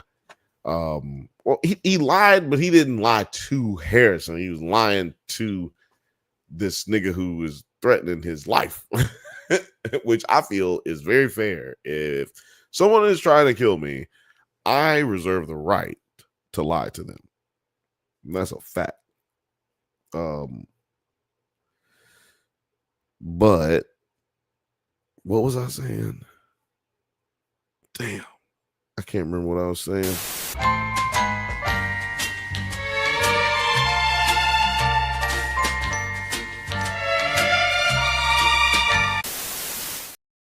So, with that being said, I can basically say that I think that, yeah, Hampton gets caught in a certain way, not by anybody, but maybe his family, but explaining that he gave the money back and that he did it for them and that he is just going to basically ride it out with the drill and letting them know, most likely letting them know that he's in danger of these guys trying to either send him back to jail or kill him so they can get his drill. And then somehow, a way or another, the white guy who is his partner helps him get out of it, whilst Bokeem somehow, or maybe takes the fall for Hampton so that Hampton doesn't have to go to. It's weird, because this is a rewind, of an episode, which is interesting. So this doesn't actually progress the timeline. It just kind of progresses the character development of what's going to be happening when he gets back. Right. And I wonder if she's going to be expecting that the trip ended up a successful father-son bonding experience. I don't think it really affects her that much. You don't think it's Well, I don't know if she cares enough for that, cares about that enough, at least not at this moment, because I think she's more so focused on herself. And I think this is blowing the Bechdel test out of the water type shit, right? They're trying to, they gave her not only her own episode, but they showed you her time in which he was out. That usually doesn't happen. And if they do that episode, they do it in the same episode, right? She has to share the screen time with him. And they didn't even really make her share that much screen time with Einstein. She basically she told Einstein, don't get that bitch pregnant. And that was it. Yeah. I would say this is a tremendous episode for her acting portfolio. She played a judge on CBS, but this is another ring on the coat rack. Ring on the coat rack. This is another hat for her to put on, though. You know, man, her wig looks dope. The style is good. The style is dope. She looks dope. And she's performing dope. She might sell dope. That's how dope she was. She probably started selling dope after she did neighbors think I'm selling dope. And motherfucker, I am. Motherfucker, I am. I just sell it on the other side of town. Don't worry about me. Don't worry about what I do. What did the Bantha say? I'm watching, but soon be crashing. That's why I asked first if you if you see the Kelman's lady, I think they both hallucinating. It's definitely commentary on how stifling life is as a woman in that time period. You're absolutely right. I love the analysis. That way I don't have to say it and we can get out of here. No, I'm joking. But seriously, this is a great episode. I'm glad women got an episode. Like, truly, this was a woman's episode. Even when the guy comes in, he comes in with a girl, right?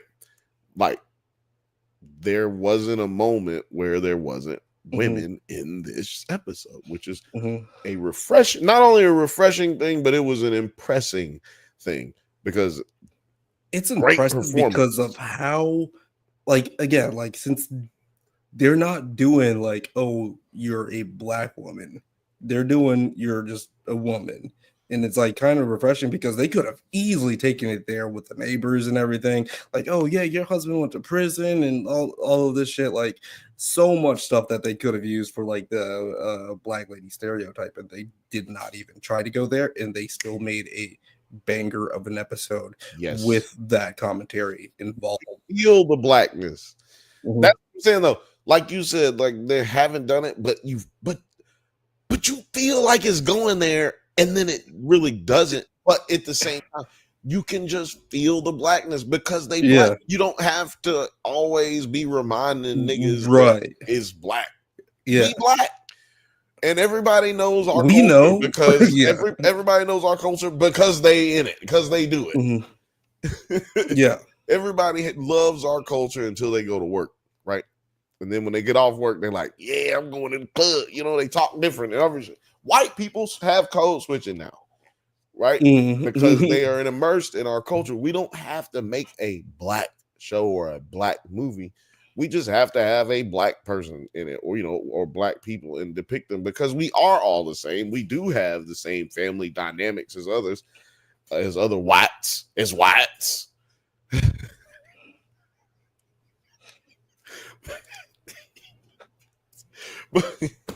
But we do. We all have the same issue. If you're an American, I never lived outside of this country, so I can't speak for anything else. But in America, we all have the same hangups and tropes that we go through in life. And it is unless you pay attention to that, it makes it hard to buck the system. And, you know, we have a lot of successful ladies throughout all time, you know, who have bucked that system, and we're able to be successful. And it looks like we're going to get two characters in this in this show that are going to be successful in their endeavors going forward as hustlers, you know, like Othelia said earlier, was always hustling going on in this country. Always hustling. What was I had something on my mind, but I can't remember. You sure you can't remember? Nigga, no. Well, nigga, no. I can't. But yeah, I've already given my final thoughts. Have you given your final thoughts? I'm just excited to see what's going on with the next episodes. This is been one of those shows. It's like, you know, I guess someone's got to talk about it. There's about 3-4 people who are talking about it on YouTube. Shout out to them. I think the only reason they're getting views on it is because they already were getting those kind of views, because you guys haven't really been engaging with us as much as the common side effects videos, right? Like that, to me, blew up in a certain segment of TV viewers because of Adult Swim. This is on Apple TV Plus, and unless you just watch Apple TV Plus, which I feel like a lot of people don't, I'd say most people don't, then this one's gonna go over your head. So if you got time to bootleg this or if you want to just join for like a 30-day trial or some shit. I don't know what they do over there, but I suggest you try to find this in some kind of capacity and watch it for sure. Buy a new iPhone and you'll watch the show. They'll give it to you for like a year or some shit. I don't know. Boy, you better go get that motherfucker right now. God damn it. No. I don't believe in panic purchases, so please don't do that. Buy the iPhone, save the toilet paper. Jesus Christ. Right. Yeah. Right. Yeah. We will have enough if you don't take all of it. Jesus Christ. Why are you guys like this? But yeah, man, you know what I'm thinking? Do me a favor, please. Get out of here. Get out of here, man. Huh? Is that okay? Well, you know what? Unless you can remember what you was going to say. No, I don't know. Like, we talked about Thunderbolts a little bit. You gave me the thumbs up on Andor. We'll be talking about that on Monday. On Monday. Thunderbolts video is now out, so you guys can go and get that. On Nerds at Night. Go check it out. And then New Pope. There's a new Pope. Hey, New Pope. Hey, New Pope. Same hope. New Pope, same hope. Exactly. Yeah, put it in the comments, man, if you're enjoying yourself out there. If you've lasted this long, I know you enjoyed it. Just enjoyed it. Enjoyed it. If you lasted this long, I know you enjoyed yourself. We enjoyed ourselves. It's always fun with you guys. Just like this show, I didn't expect to have fun today, but man, I did. It was good, and we're back on track, y'all. This is episode 70 of the Bantha Bunch Show. This is 9. Oh, wait. This is 9. 9. Where can the people find you? If you want. Can find me. That's 9 Yards. That's on Instagram, TikTok, Twitter, Blue Sky, and we also have a Discord channel where people will be getting lit and talking about all their favorite stuff. And I need to participate more. Love that. And yeah, I don't know what my next video is going to be. I kind of missed the moment. I got a bunch of scripts, but who knows what I will drop next? Who knows? Affleck a pyramid scheme? That's the new video that we're gonna do, boy. I'm trying to tell you, man. That's gonna be good. That's gonna be good shit. You can put it on 9 Nerd Yards. I'll help you with it. We can get that one out.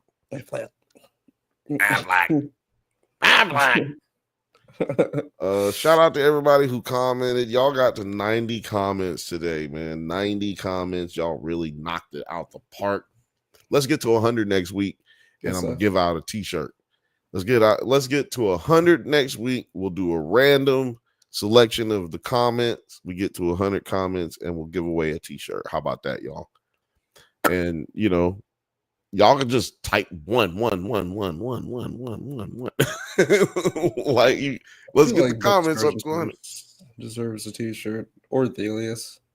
I don't know if Thelius has any merch. Yeah. I don't think he has any either. I've only done random drops because you can do it on here. You can do it on StreamYard. So I had no idea about that, but it's pretty cool. Yeah, man. I'll be watching the learn more section when they say learn more. I'll be clicking all that shit. I'm learning more. That's so. But yeah, there's another show. I would love to watch. I'm playing music, but just take your time there. Take your time. I mean, you know what show I'm going to ask you about. Oh, what is it? The Studio. The Studio. The Studio. Look, next week on Apple TV. Next week, man, how many episodes is it? I'm going to try to just watch all of it, and next week we'll talk about The Studio. There's like and we'll talk 8 about episodes so far, I think. We're going to talk about The Studio. Oh, these started the same week. Yeah, that's but what it is. That's what they, because it'll be next episode. The next episode of this show will be episode 8 of Government Cheese will be episode 8. So I'm gonna try to catch up. I'll watch The Studio. I'm gonna pull a Jeff and watch all of it in one fucking day, basically. and then You're gonna have anxiety if you do that because I already have anxiety. I'll just take some gabapentin and I'll be all right. It is super funny, but like, boy, is it very anxiety ridden. I don't want to hear that everyone is in it if I'm not in it. And my homie Eric's not in it, and Marco might be in it. I don't know. But this is a surprising amount of like everyone is in it. This like cameo, everyone is cameo. All the cameos. Is Cameo in it? No. Maybe, who knows? I'm being ridiculous. I'm gonna check it out. We're gonna do that. We'll do a split screen on the thumbnail too. I'll give everybody their equal time. All right. Promise.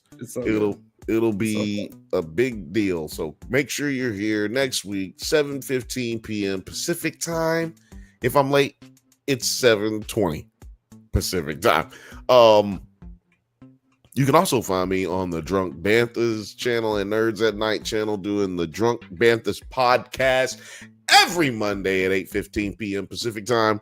Everything is p.m. Pacific time because we get it in like that. Please go over to Drunk Bantha's channel and watch the Does It Hold Up episode for Spaceballs and the Does It Hold Up episode for The Punisher. Punisher versus The Punisher, 89 versus 2003. It's 2004. It's up over there. Shout out to Vic and shout out to Blake for helping us out with those episodes.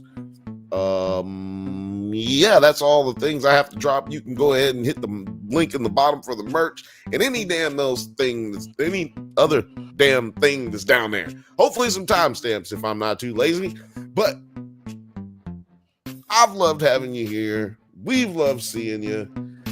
Have a great rest of your night. Peace.